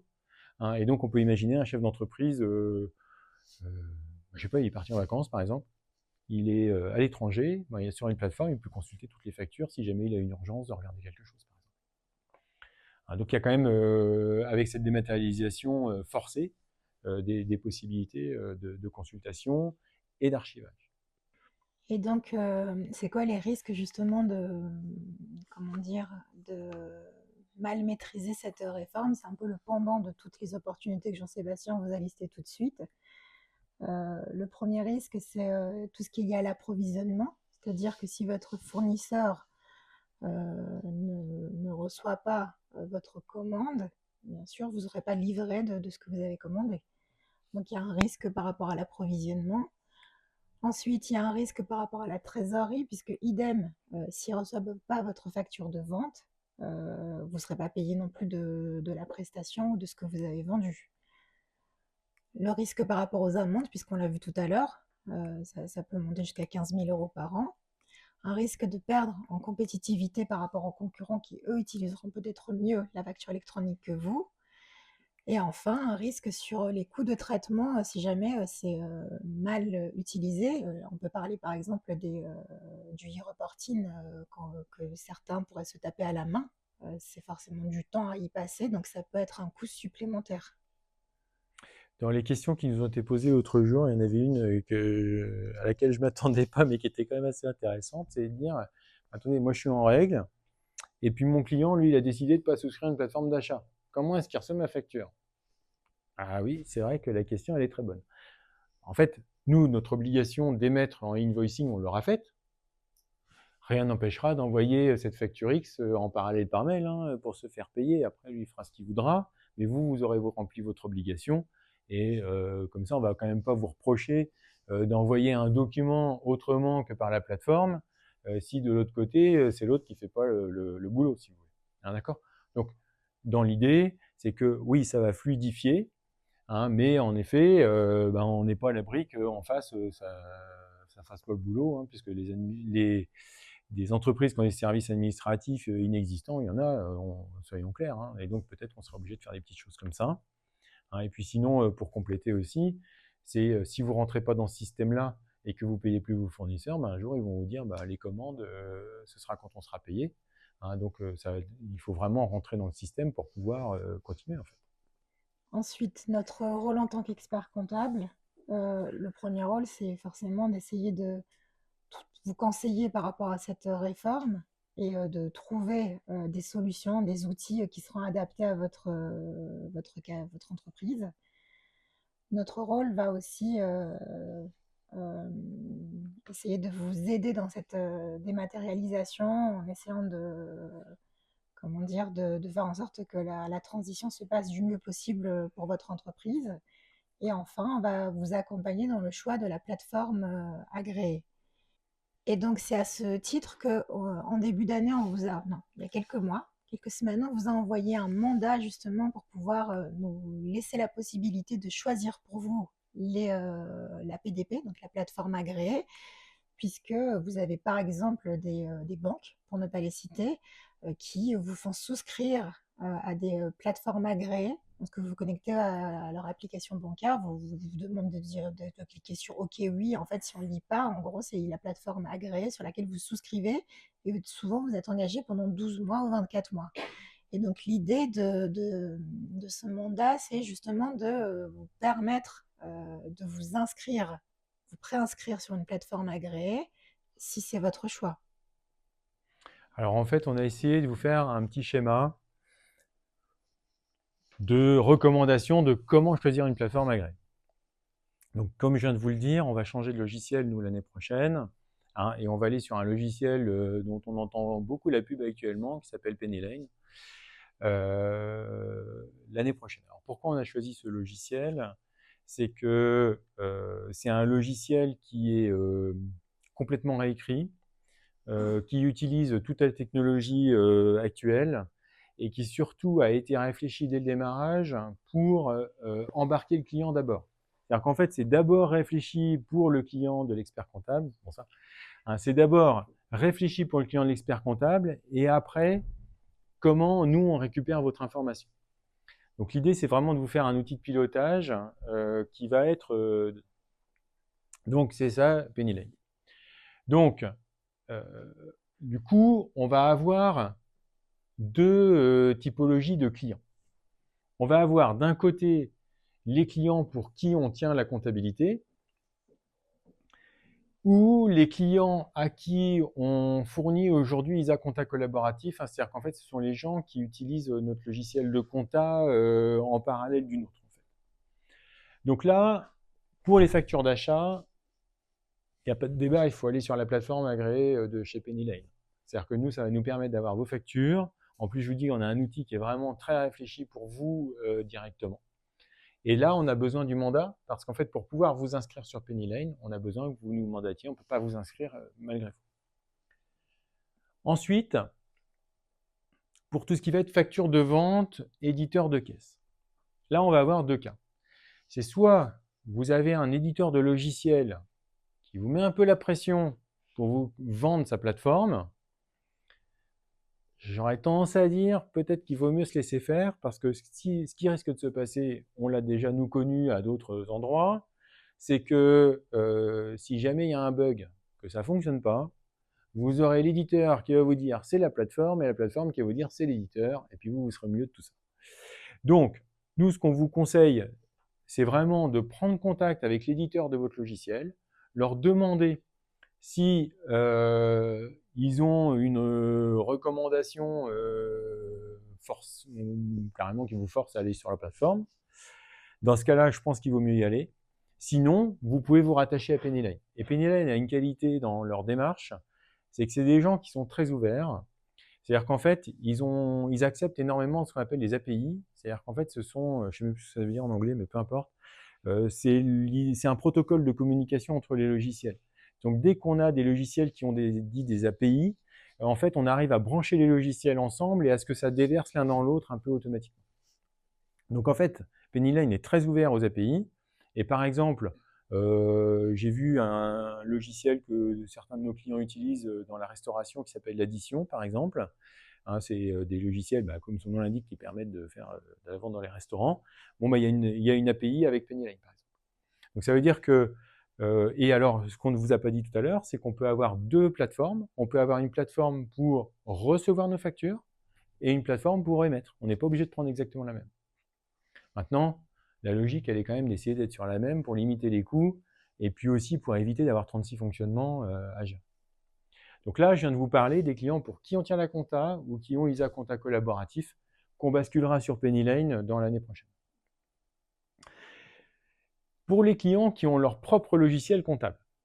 Donc là, sur les factures d'achat, hein, c'est la dernière ligne, alors peut-être que tout le monde ne la voit pas bien, mais je vais vous dire ce qui est dit dedans, c'est que pour éviter de multiplier les plateformes, nous, ce qu'on vous conseille, c'est d'utiliser le même que la vente. C'est-à-dire qu'on ne va pas aller chercher une plateforme d'achat alors qu'on en a déjà une qu'on paye de l'autre côté.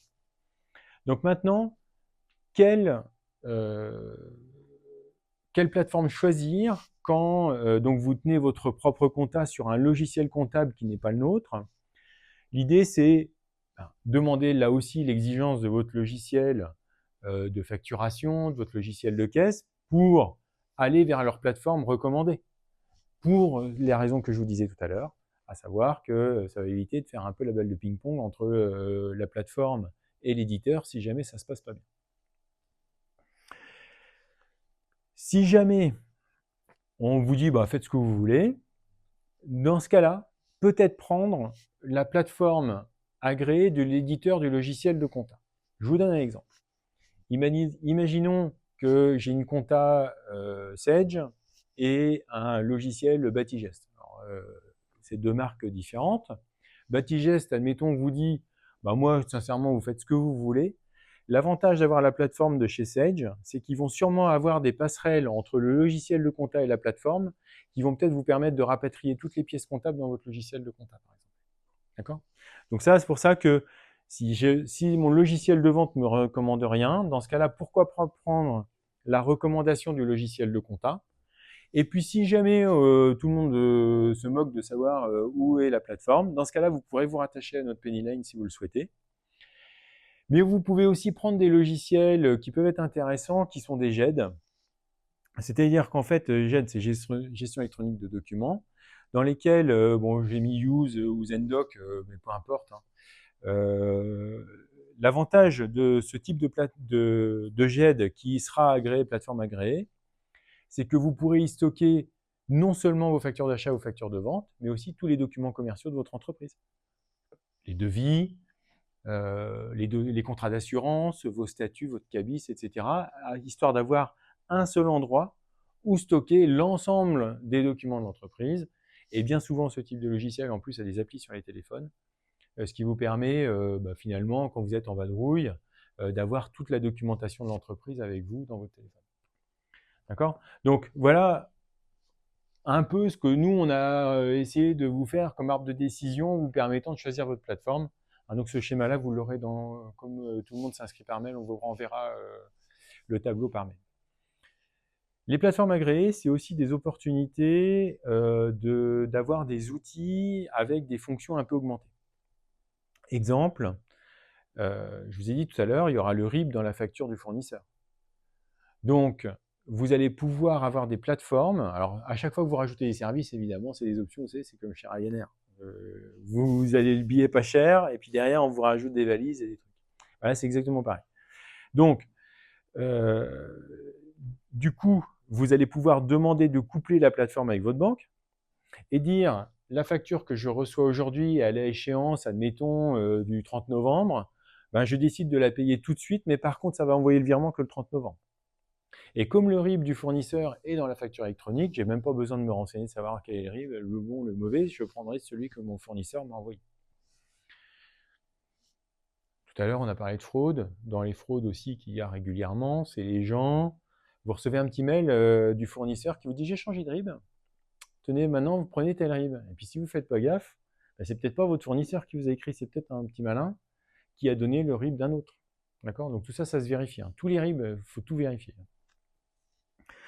Vous allez pouvoir aussi répartir les rôles dans les entreprises. C'est-à-dire que à partir du moment où les entreprises n'ont pas que le chef d'entreprise qui décide tout, que vous avez des salariés, que vous avez parfois des services administratifs, comptables qui sont plus ou moins gros, certaines plateformes permettent de donner des rôles à chacun, de validation, d'acceptation, etc. Et donc, il y a certaines plateformes qui vont vous proposer ce genre de services qui peuvent être intéressants.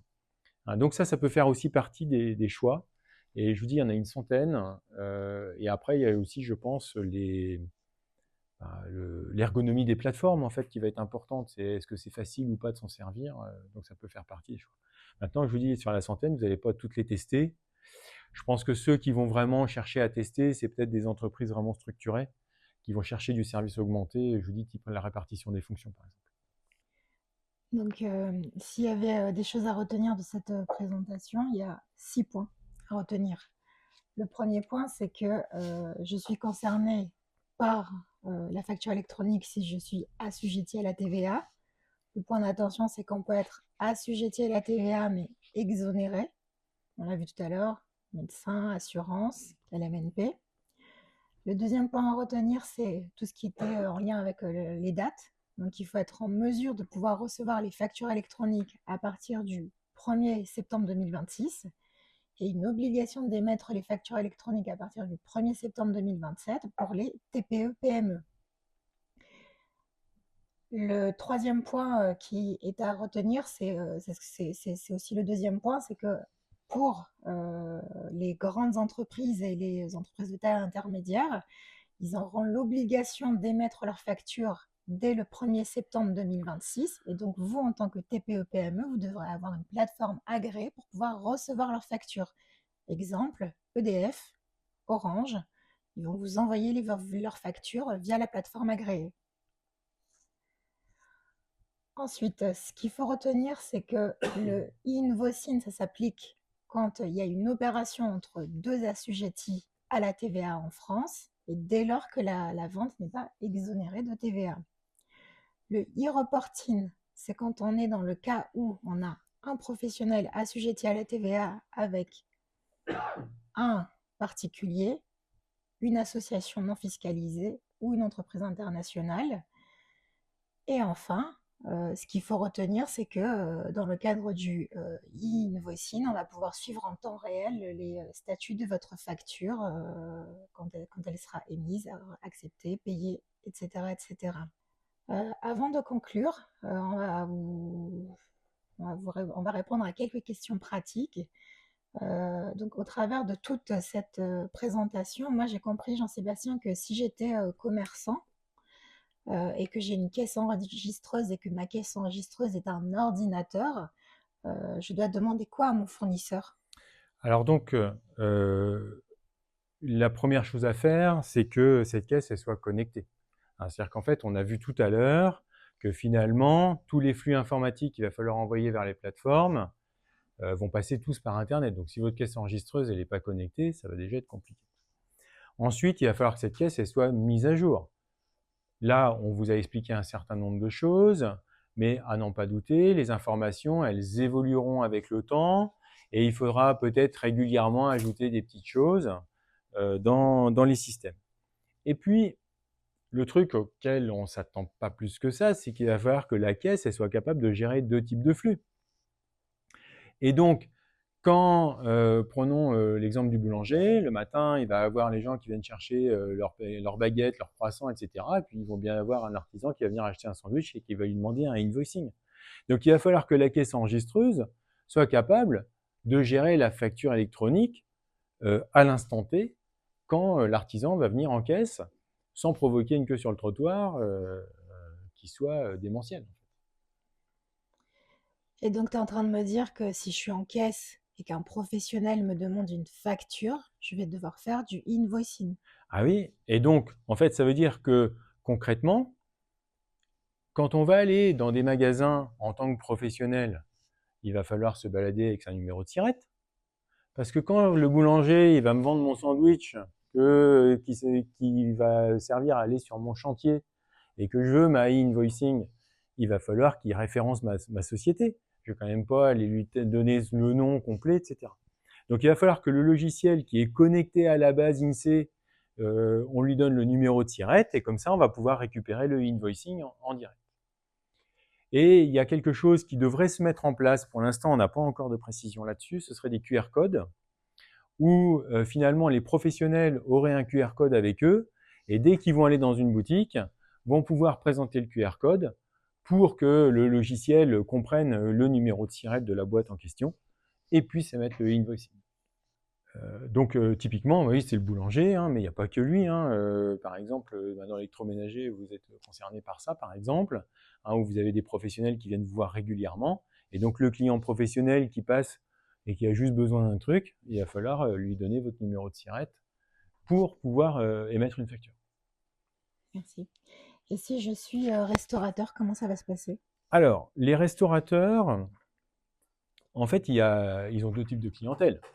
Ils ont la clientèle particulière. Bon, allez, on l'a compris, celui du reporting. Donc, tous les 10 jours, il y aura le chiffre d'affaires qui partira à l'administration fiscale en totalisant le nombre de tables qui ont été vendues.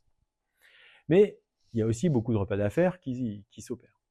Donc, là, ils ont une dispense de facture électronique à 150 € hors taxe. Donc, Si vous avez une table avec 2-3 personnes, ça doit le faire. Donc, dès que vous allez atteindre 4-5 personnes, c'est sûr que c'est foutu. On sera tout de suite au-dessus des 150 € hors taxe. Et donc, le restaurateur devra émettre un invoicing automatique. Ce que je pense, c'est que aussi, on n'a pas intérêt à avoir un ticket qui traîne comme ça pour le rajouter dans la compta. Autant avoir une facture directement, c'est quand même tellement plus simple pour tout le monde. Donc, vous aurez tout un tas de gens qui seront peut-être dispensés d'avoir un invoicing, mais qui quand même vont en demander un. Alors moi, je me suis imaginé le restaurant dans 2 ans, où à la caisse, tout le monde se pointe, évidemment, à la sortie du restaurant, et est en train de dire, attendez, mon numéro de SIRET, c'est tant, etc. Vous imaginez le bonheur du restaurateur. Donc, je pense, comme ça, que ce qui risque de se passer, c'est que j'espère qu'il y aura l'histoire des QR codes, qu'on pourra scanner pour avoir le numéro de SIRET et faire du invoicing. Hein. Et puis, je pense que ce qui risque de se passer aussi, c'est que le serveur, quand il va venir vous prendre votre commande à table, au lieu de demander si vous voulez un apéro, il va vous demander votre numéro de SIRET pour commencer. Comme ça, il va rattacher votre table à un numéro de SIRET, et quand vous partirez, vous payerez et vous aurez votre facture. Et là, justement, tu parlais d'une dispense. Est-ce que cette dispense, ça s'applique aussi pour les hôtels? Ah non, alors, la seule dispense qui existe, ce sont les restaurants, avec l'histoire des 150 € hors taxe. En dehors de ça, il y a 0 dispense de seuil ou quoi. Toutes les factures, vous allez acheter donc le paquet de café pour votre entreprise, vous demandez un invoicing même pour 3,50 €. Et pour les péages, ça se passe comment? Alors, sur les péages, bon, déjà, la première chose, c'est que nous, on recommande déjà depuis des années de faire du télépéage. En plus, avec les flux libres aujourd'hui, je dirais encore plus, nous ne pouvons que recommander ça. Maintenant, la tolérance de garder le ticket de caisse, enfin le ticket de péage, existe encore. J'en profite juste pour rappeler un petit détail que beaucoup n'ont pas vu ou pas su ou pas connu, enfin je ne sais pas trop, c'est qu'il y a un verso au ticket d'un ticket de péage. Oui, il y a un verso au ticket de péage. Et dessus, il y a la plaque d'immatriculation, l'objet du déplacement, et puis je ne sais plus quoi. Donc ça veut dire que normalement, un ticket de péage, pour qu'il soit reconnu par l'administration fiscale, le verso doit être rempli. Alors maintenant que tout le monde ne remplisse pas, j'en suis à peu près sûr que ce n'est pas forcément rempli. Maintenant, c'est l'occasion aussi peut-être de simplifier la vie et de récupérer des télépéages pour avoir une seule facture en invoicing et surtout pas gérer les tickets. Et comment ça se passe pour les tickets de parking, justement, et les tickets de pompe à essence? Alors je vous ai dit tout de suite, la seule dispense que l'on a, elle concerne les restaurateurs. Donc là, demain, vous allez sur un parking, le télépéage va être bienvenu, parce que ça va nous permettre de repartir avec le télépéage, enfin pour les parkings qui l'acceptent, hein, bien évidemment. Vous allez repartir directement avec un invoicing sans finalement voir grand-chose. Et puis, sur les pompes à essence, pareil, on peut que vous recommander d'avoir des cartes carburant. Alors, soit sur une enseigne, hein, vous allez toujours au même endroit. Et puis sinon, je crois qu'il y a quelques cartes, ça me fait penser à DKV par exemple, qui font du multi-enseigne, où vous pouvez aller prendre votre essence un peu n'importe où. Donc l'avantage, c'est que là, quand vous avez des cartes carburant, vous aurez les factures qui partiront directement, là aussi en invoicing. Si on n'est pas dans ces cas de figure-là, les bornes de parking, ainsi que les pompes à essence, vont sûrement évoluer, enfin elles vont devoir évoluer, parce que quand vous allez venir avec votre camion mettre du gasoil, il va commencer par falloir saisir votre numéro de SIRET, et après vous ferez votre plein. D'accord? C'est comme ça que ça va se passer, parce que comment la pompe à essence peut-elle vous envoyer une facture en invoicing si elle ne vous connaît pas? Donc pour vous connaître, ce sera votre numéro de SIRET. Le parking, pareil. Donc la caisse de parking elle devra être mise à jour pour pouvoir taper le numéro de SIRET pour pouvoir vous envoyer votre invoicing. Alors maintenant, l'histoire du QR code, on espère que ça va arriver, parce que c'est typiquement le genre de situation où, à condition là aussi que les appareils soient mis à jour pour pouvoir scanner un QR code, on pourra avoir du invoicing, y compris sur le petit parking qui vaut 3 €, et puis le plein de carburant qui a été fait en déplacement à l'extérieur et où le pompiste ne connaît pas du tout en fait. Et si c'est mon salarié qui passe en caisse? Alors, pas de dispense. Non plus. Donc, en fait, ça veut dire que votre salarié qui passe en caisse, typiquement dans le bâtiment, on a beaucoup ça régulièrement, hein, c'est-à-dire qu'en fait, on envoie une équipe sur un chantier, et puis on s'aperçoit, je sais pas moi, qu'il manque un joint de silicone. On va chez Leroy Merlin acheter vite fait le joint de silicone. Et donc, c'est quand même une facture de B2B qu'il nous faut. Donc là, il va falloir que notre salarié, il ait le SIRET, le QR code, on verra à ce moment-là. Et puis, si c'est avec son argent personnel qu'il paye, ça ne nous dispensera pas d'avoir le invoicing. Par contre, évidemment, l'entreprise devra le rembourser. Ce sera un moyen de paiement comme un autre, en fait. Et là, si on revient aux caisses, donc moi j'ai compris que je peux garder une caisse papier, mais aussi informatique à la fois, enfin, Oui, ou informatique. alors en fait, les caisses, on a 3 typologies. On a les caisses informatisées dont on vous parlait tout à l'heure. En fait, les gens, ils ont des véritables ordinateurs ou des tablettes ou des trucs qui sont connectés à Internet. Après, on a toutes les caisses qui ne sont pas connectées, qui ont peut-être été achetées il n'y a pas si longtemps, parce que vu qu'on a eu des obligations d'avoir des caisses aux normes NF et tout ce qu'on veut pour lutter contre la fraude fiscale, peut-être qu'il y a des gens qui ont investi dans des caisses qui valent assez cher en plus, il n'y a pas si longtemps, mais elles ne sont pas connectées à l'informatique. Et puis après, on a encore la possibilité, et on ne nous la retire pas, de faire des caisses manuelles à l'ancienne, avec son petit calepin, où on note toutes les recettes du jour, etc. Donc, les 2 dernières possibilités existeront encore demain. Toutefois, comment ces gens-là vont-ils faire pour gérer le e-reporting d'un côté? Il va falloir qu'ils totalisent toutes les recettes de chaque jour, le nombre d'opérations, etc. Et il va falloir qu'en plus, ils gèrent du e-invoicing en parallèle. C'est-à-dire que je reprends mon exemple du commerçant qui se dit bah non, moi je vais quand même pas aller investir dans de tels outils. Ça veut dire qu'en fait, il va falloir qu'ils transmettent quand même toutes ces informations-là, que ce soit le e-invoicing d'un côté, le e-reporting de l'autre. Donc, c'est possible. Maintenant, il va falloir prendre son mal en patience, saisir tout ça avec les risques d'erreur qui vont bien, etc. Donc, c'est pour ça qu'on vous a dit, on a un peu de mal à comprendre comment on peut faire autrement que demain aller sur des caisses complètement automatisées avec un lien Internet. En fait. Et puis, pour la saisie, en fait, pour ceux qui ont l'habitude, hein, on a des aides de caisse. Hein, c'est-à-dire qu'en fait, en fin de journée, on édite le total de la journée. Donc, il faudra saisir les aides de caisse dans des outils qui seront compatibles e-reporting. Je change d'activité, cette fois-ci je suis entrepreneur du BTP et j'ai que des petits chantiers, comment ça se passe?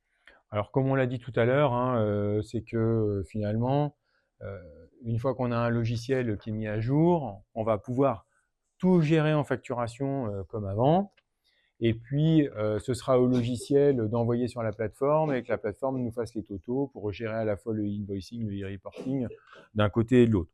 Donc, sincèrement, mis à part, mais ça concerne un peu tout le monde, l'obligation de faire gaffe dans la fiche client à bien avoir les numéros de SIRET qui vont bien, hein, puisque ça va être ça le cœur du système. Hein. Ils vont pouvoir continuer un petit peu comme avant, à condition d'avoir un logiciel qui soit capable de faire du e-reporting et du invoicing. En fait. Et pour les factures d'acompte, comment ça se passe? Alors, des cas, il y en a des quantités, et l'administration a référencé 36 cas d'usage. Donc, il y a un organisme certificateur en France qui s'appelle l'AFNOR, hein, qui est au cœur de toutes nos normes et qui dit voilà comment ça doit se passer pour que tout le monde puisse communiquer. Donc il y a eu 36 cas d'usage qui ont été mis en avant, parmi lesquels les acomptes, on va en reparler d'autres après. Donc, les acomptes devront être facturés systématiquement, chose qui est déjà obligatoire entre entreprises, mais pas nécessairement avec les particuliers. Donc, je vous donne un exemple, vous faites une vente à 300 € hors taxe, vous demandez un acompte de 100 € hors taxe. Donc vous allez émettre une première facture à 100 € hors taxe plus 20 de TVA, ça fera 120 à payer par le client. Et quand il va venir chercher sa commande, on lui fera 300 hors taxe, moins 100 hors taxe, c'est-à-dire l'acompte, puisqu'il a déjà été facturé, déjà vendu, on ne va pas le rajouter au chiffre d'affaires. Ça nous fera 200 hors taxe. Par-dessus, on mettra la TVA à 20, ce qui nous fera 40 € de TVA, donc 240 à payer.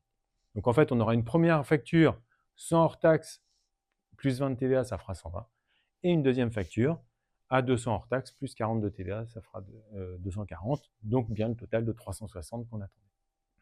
Et d'ailleurs, oui, au niveau des acomptes, il y a quelque chose qui n'est pas, qu'on n'appelle pas acompte, mais qui en réalité en est un, c'est les bons cadeaux.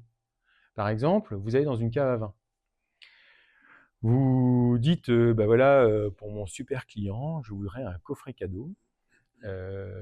Et je voudrais donc un bon cadeau parce que je sais pas ce qu'il va vouloir boire en fait. Donc vous demandez un bon cadeau, admettons de 100 € TTC. Eh bien, le caviste va devoir émettre comme un acompte et il va vous faire la facture immédiatement en réalité avec la TVA. D'accord? Et donc le bon cadeau, ce n'est ni plus ni moins qu'un acompte. Et quand la personne va venir chercher le vin et va peut-être en prendre pour 150 €, il payera le complément de 50. Comme la première partie sera déjà payée à 100 TTC, il n'aura plus que les 50 TTC à passer. D'accord? Donc tous ces cas-là, tout est prévu en réalité. Et sur les bons cadeaux, ça fait partie des cas d'usage. Après, il y a d'autres bons cadeaux qui sont multi-enseignes. Alors là, c'est encore autre chose, parce que là, on ne sait pas qui va faire.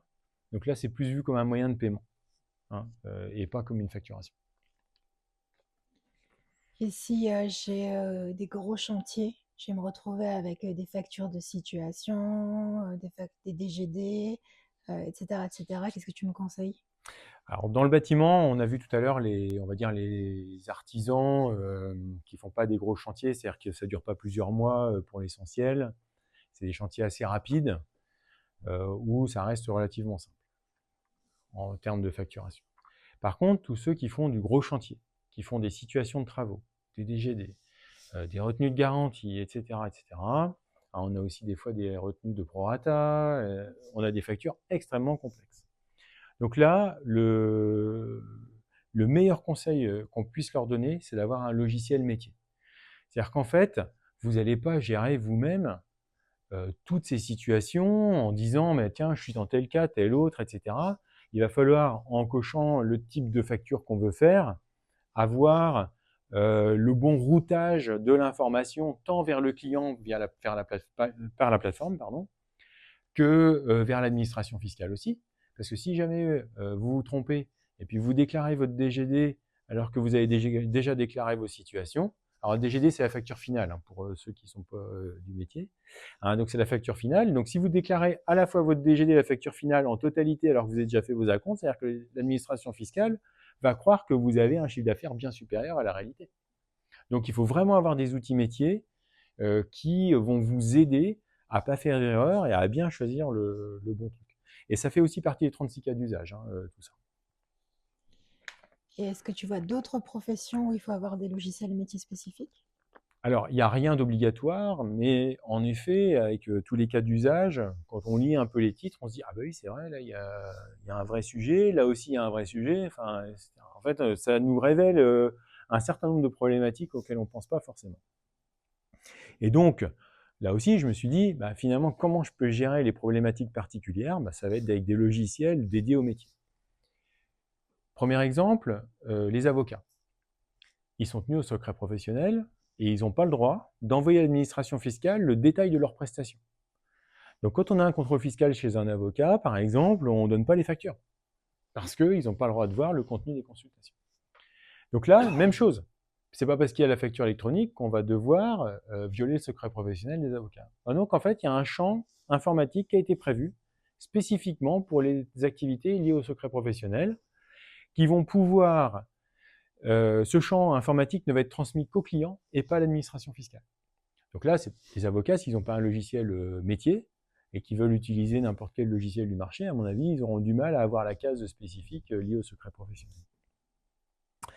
Après, vous allez avoir des gens qui exposent des débours. Alors les débours, c'est quoi? C'est je paye des frais pour le compte de.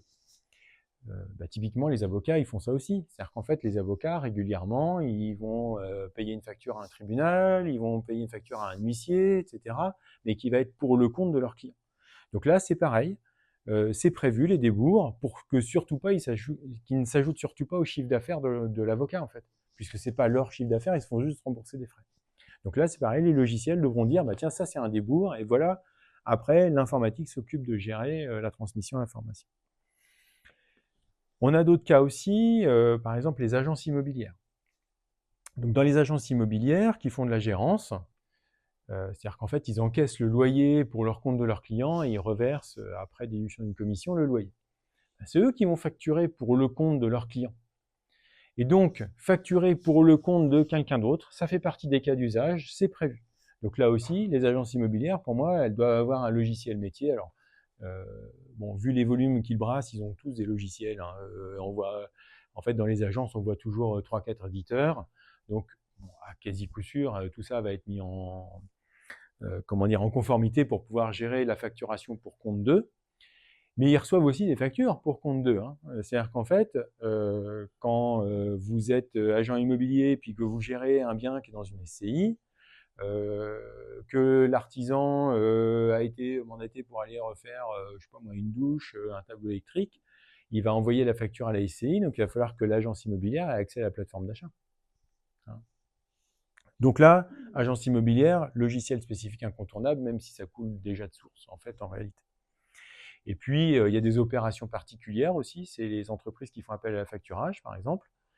Là aussi, c'est compliqué, parce que donc la facturage, l'idée, c'est les entreprises qui manquent de trésorerie peuvent vendre leurs factures à leur banque, et la banque les crédite immédiatement de l'argent, mais le client ne va payer la banque que plus tard.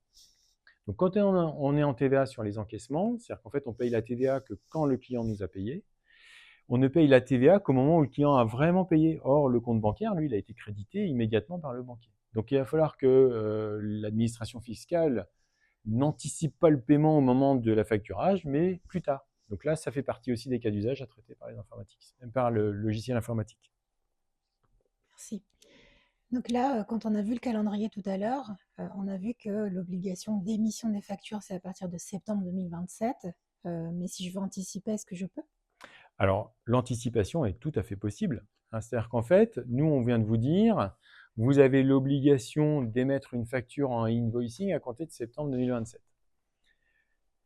Mais si, pour vous, des raisons pratiques, vous voulez tout faire en invoicing dès septembre 2026 ou janvier 2027, rien ne vous empêche de le faire. Hein, c'est-à-dire qu'en fait, comme les plateformes vont être obligatoires pour tous vos clients, en fait, si vous envoyez une facture via le système, il va forcément la recevoir par le système. Et on est à peu près sûr que des grandes boutiques, je sais pas si Point P va faire ça demain, mais j'imagine, eux, ils vont peut-être pas attendre le septembre 2027 pour vous facturer comme ça s'ils sont pas tenus par l'obligation. Donc, rien n'empêchera de faire ça. Et je mets même en garde tous les gens qui travaillent pour des grosses entités qu'on ne vous oblige pas, pour rester leur fournisseur, à leur envoyer du invoicing dès septembre 2026, en fait. Imaginons, vous êtes sous-traitant pour Eiffage, par exemple. Je ne sais pas quelles vont être les exigences d'Eiffage, hein. C'est histoire de donner des noms pour bien illustrer, en fait. Hein. Mais imaginons que Eiffage dise, moi, à partir de septembre 2026, si vous ne m'envoyez pas de invoicing, c'est mort, je ne vous payerai pas vos factures. Vous n'aurez pas le choix que de faire du invoicing, en fait. D'accord ? Donc, tout ça pour dire que les logiciels à mettre à jour, moi, je pense qu'il ne faut pas trop tarder à les mettre en place pour être prêt dans 1 an et pas dans 2 ans. Bon, c'est beaucoup plus clair pour moi et du coup, je fais attendre le dernier moment pour choisir ma plateforme. T'en penses quoi? Malheureuse. Donc, évidemment, on ne va pas attendre le dernier moment. Ça coule de source une fois qu'on se dit tout ça, mais les informaticiens risquent d'être débordés.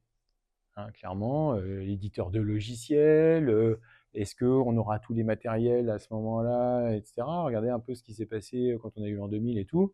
Ça a quand même été quelques goulots d'étranglement chez les informaticiens à ce moment-là. Et puis, là où c'est pas si simple, c'est qu'il faut quand même aussi peut-être faire un peu, chez certains, un peu l'inventaire des données. Par exemple, tous ceux qui ont beaucoup de clients professionnels, est-ce que tous les sirettes sont bien remplis dans la fiche informatique, par exemple, vous voyez quand vous allez vouloir facturer en masse, je sais pas, par exemple, prenez une entreprise de nettoyage qui a plein de clients. où ils vont faire 2 heures par-ci, 3 heures par-là, etc. Des clients pro, ils en ont un paquet. Et donc, s'ils commencent à se dire, bah, tiens, on va attendre le dernier moment pour voir si les sirettes sont bien rentrées dans le logiciel, bah, là, ils ne font pas de facture en septembre 2027, voire un peu. Donc, anticiper, c'est un petit peu ça aussi. Et donc, le risque, c'est de ne pas être capable de facturer en septembre 2027, tout simplement. C'est-à-dire qu'en fait, on va pouvoir essayer de faire une facture, mais elle ne pourra pas partir. Est-ce que tu penses que la réforme peut être reportée? Alors, j'y crois pas. Et on est beaucoup à pas y croire. Pourquoi? C'est qu'elle a déjà été reportée une première fois.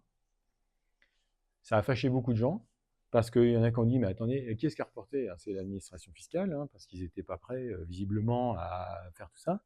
Mais sauf qu'il y a plein d'entreprises qui se sont mises en route pour gérer tout ça.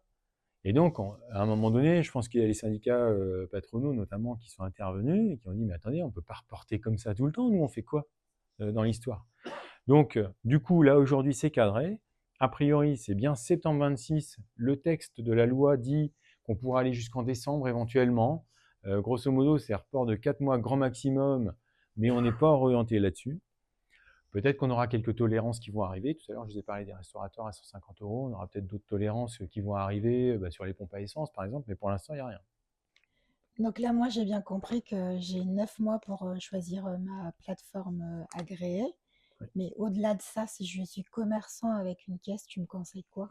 Alors donc, je vais me redire un petit peu avec ce qu'on s'est dit, mais clairement, c'est la caisse informatisée qui va vous aider à gérer, notamment quand il y a beaucoup de monde, en fait. C'est va être vraiment là qui va être le point d'accroche. Et donc de pouvoir orienter soit du e-reporting, soit du invoicing aussitôt. Et puis, bien entendu, c'est d'avoir des logiciels qui soient tout le temps à jour. Et qui dit logiciel à jour dit abonnement, etc. Avec tout ça. Et justement, qu'est-ce que tu me conseilles comme logiciel de facturation?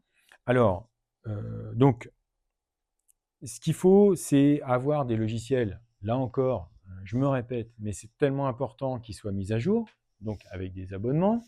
Et puis, je pense que dès à présent, ce que vous pouvez faire, c'est vous assurer auprès de vos éditeurs que la facture électronique, ils sont en piste, est-ce qu'ils sont bien en train de faire ce qu'il faut pour être prêts demain à vous générer du FactureX et à pouvoir envoyer ça vers les plateformes. Et puis, aussi, c'est peut-être l'occasion de réfléchir à l'outil que vous utilisez. Si vous n'êtes pas super satisfait de votre outil de facturation, il vaut peut-être mieux le changer maintenant qu'après la réforme, et du coup mettre en branle dès maintenant tout un changement, pourquoi pas, de logiciel de facturation si la question se pose. Et puis, surtout, demandez-leur bien, dès à présent, quelles sont les contraintes dans leur logiciel pour que le logiciel ait toute l'information nécessaire pour qu'on puisse facturer.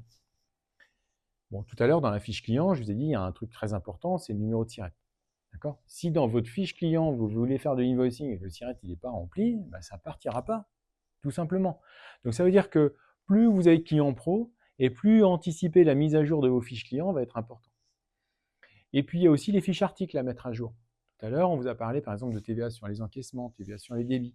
Bon, chaque article du logiciel devra indiquer si on est en TVA sur les encaissements ou TVA sur les débits.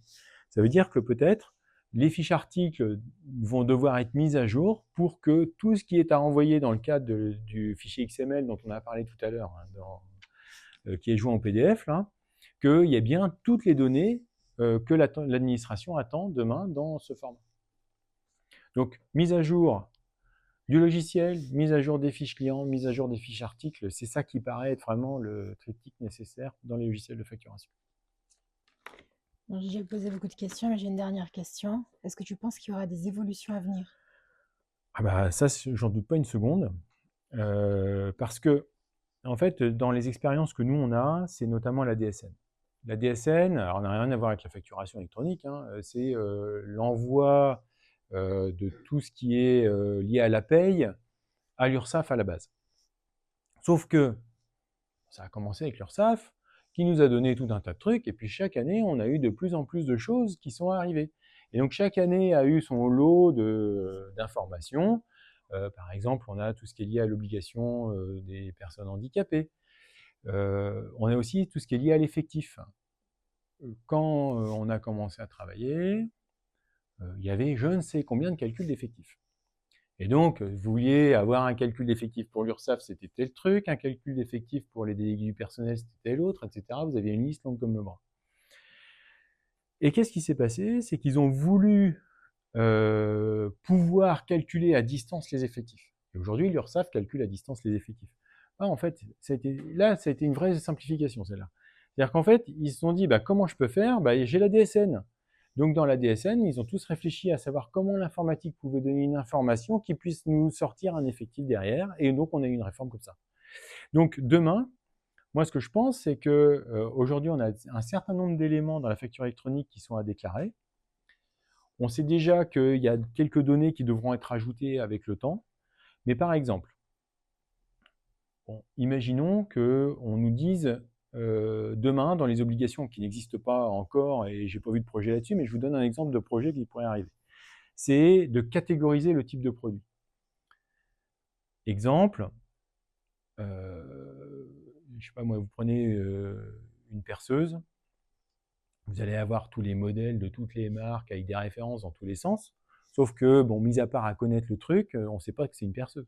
Bon, imaginons que maintenant, tous les articles, on doit dire, ça c'est une perceuse, ça c'est de la farine, ça c'est des vis, et je ne sais pas quoi. Vous imaginez la qualité d'information qui est en train d'arriver dans la base de données de l'administration? C'est-à-dire qu'en fait, pour contrôler à distance, on va pouvoir savoir combien de tonnes de farine le boulanger consomme, combien le vendeur de pizza a acheté de boîtes de pizza, etc., pour reconstituer les recettes, tout simplement. Donc, typiquement, ça peut être le genre de données qui peut arriver demain. Donc, pourquoi parler de ça? C'est que la réforme, aujourd'hui, on la connaît, mais demain, que va-t-elle être? Est-ce qu'un jour, on nous obligera pas à envoyer tous les tickets de caisse de toutes les boulangeries de France en détail ou quoi? J'en sais rien. C'est pas du tout prévu, mais on n'est pas à l'abri, en fait. Ce qu'il faut savoir, c'est que toute cette réforme, c'est la big data, hein, clairement. Et la donnée, c'est ce qui vaut cher aujourd'hui en informatique, en réalité, dans le système. Et donc, tout le monde est intéressé. Et on peut avoir aussi d'autres administrations qui sont intéressées. Prenons la répression des fraudes, par exemple. Elle cherche à lutter contre les gens qui payent en retard leurs factures. Bah là, on a les flux de paiement, on vous l'a dit. Donc clairement, si l'administration de la répression des fraudes lève le petit doigt et dit bah, « moi j'aimerais bien récupérer tous ces flux-là, ça m'intéresserait de faire des contrôles à distance », elle va peut-être l'avoir. Et puis il y aura d'autres administrations qui vont être intéressées, puisque finalement, on a tout le business français qui va passer là-dedans. Donc dire que ça va évoluer, oui, ça me semble être une évidence. Alors sous quel temps, j'en sais rien, mais ça vient. Et puis, autre conseil, c'est la sécurisation de tout ça. C'est-à-dire qu'en fait, à partir du moment où on vous dit votre caisse enregistreuse qui avant était sur votre comptoir, qui n'était pas connectée à Internet, tout ça, elle n'avait pas grand risque. Hein. Demain, à partir du moment où vous lui mettez Internet dedans, ça veut dire que c'est antivirus, firewall, sauvegarde, sauvegarde pas forcément locale, externalisée le cas échéant, etc. Pour que vous ne vous fassiez pas attaquer demain votre système informatique et votre système de facturation, en fait. Ah, donc c'est aussi toute cette protection-là à laquelle il faut penser derrière. Je te remercie pour tes réponses. Avant de conclure, je vais proposer à nos invités s'ils ont des questions.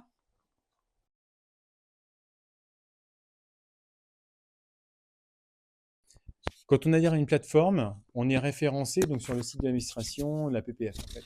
D'accord ? Et dès qu'on va changer de plateforme, ça va venir écraser la première plateforme. Alors, je crois qu'il y a quand même une validation par l'entreprise de cet écrasement. Maintenant, attention, c'est que celui qui va avoir pris, par exemple, une plateforme avec un engagement, par exemple une banque, qui va avoir fait souscrire un abonnement de 12 mois minimum, si on vient écraser la plateforme de la banque, il n'y a pas de problème, hein, ça va passer. Par contre, l'abonnement, lui, c'est un contrat commercial, il va continuer. D'accord? Donc oui, on peut changer de plateforme quand on veut. Alors, petite parenthèse, hein, puisque tu poses cette question-là, il y a aussi les gens qui ont des établissements multiples où il y a une vraie question qui va se poser, c'est savoir où arrivent les factures. Donc, quand on a un établissement multiple, on a un numéro de SIREN, c'est-à-dire les 9 premiers chiffres du SIRET qui est le même pour tous les établissements, et ce sont les 5 derniers qui changent. Donc là, on aura le choix.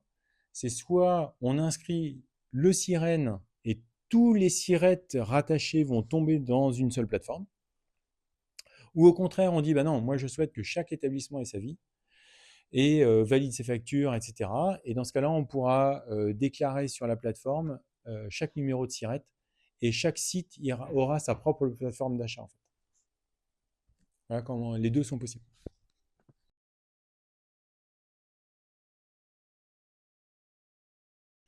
Non, il n'y a pas de logiciel de caisse dans Penny. Il y a juste un logiciel de facturation dedans. C'est-à-dire qu'en fait, si les gens ont des factures assez limitées à réaliser, par exemple, je ne sais pas, une SCI qui fait sa facture de loyer tous les mois, bon, bah là, il n'y a pas de problème, on a un logiciel qui est carrément adapté, il n'y a aucun souci. Et il a même une qualité, ce logiciel, c'est qu'il permet aux clients de payer par carte bleue. Et alors, j'ai entendu parler d'un plombier qui a été assez malin, et j'ai trouvé que son idée, elle était très bonne. C'est de dire, je vais chez le client, je fais ma réparation, j'ai ma tablette, je fais tout de suite ma facture, je lui envoie avec le logiciel sur son ordinateur et je lui demande de payer en carte bleue sous mes yeux. Comme ça, celui qui fait du petit dépannage à droite à gauche, qui ne connaît pas forcément les clients, bah, au moins il repart et c'est déjà payé par carte bleue avec l'outil de facturation de paiement. Et ça, j'ai trouvé que c'était plutôt malin.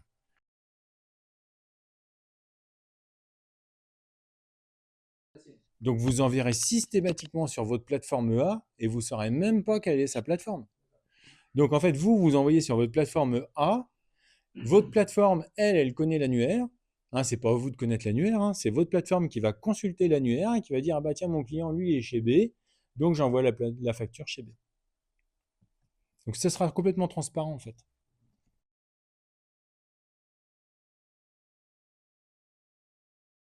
Alors évidemment, l'idée c'est de prendre la même pour avoir qu'un seul mode de fonctionnement. Regardez ceux qui ont plusieurs banques, regardez les applis bancaires, aussi fonctionnelles soient-elles. Je veux dire, vous passez du Crédit Agricole à la Société Générale au CIC, c'est jamais les mêmes interfaces. Et donc, à chaque fois qu'on cherche un truc, bon, si on cherche juste une opération, ça va, mais dès qu'on cherche des trucs un peu plus compliqués, ne serait-ce que de trouver un RIB, bon, il faut déjà trouver le bon menu. Bah là, vous aurez exactement les mêmes problématiques. Donc, si vous prenez qu'une seule plateforme qui est la même, en plus, vous allez pouvoir probablement les rattacher et n'ouvrir qu'une seule plateforme et avoir différents onglets, vous voyez. Ah, donc voilà, ce sera quand même plus malin. Ouais. Mais vous payerez X fois l'abonnement. Hein. Ça, c'est plié, ça.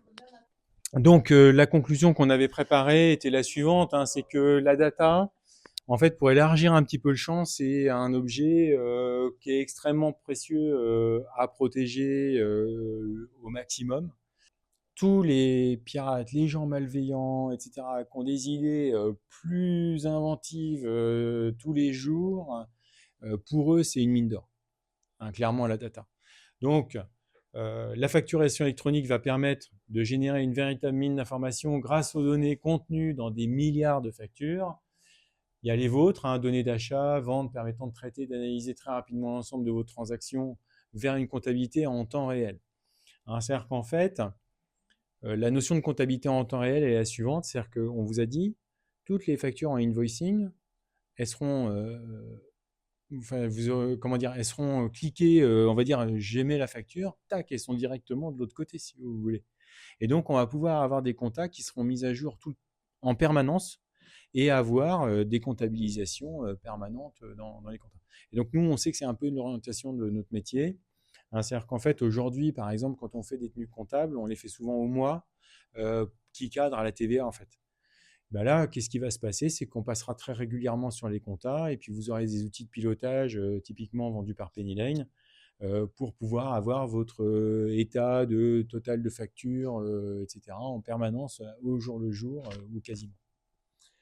Et puis, en fait, on a toute une économie qui est en train de basculer et donc derrière, on a possibilité de faire tout un tas de statistiques hein, qui vont permettre aussi aux entreprises ben, peut-être de se comparer aux autres en fonction des secteurs. Bah, tiens, moi, j'ai combien de pourcentage de carburant par rapport à mon chiffre d'affaires combien, voilà. Peut-être que petit à petit, on va arriver à avoir de la donnée comme ça exploitable. Ça pourra aussi permettre de construire des prévisionnels.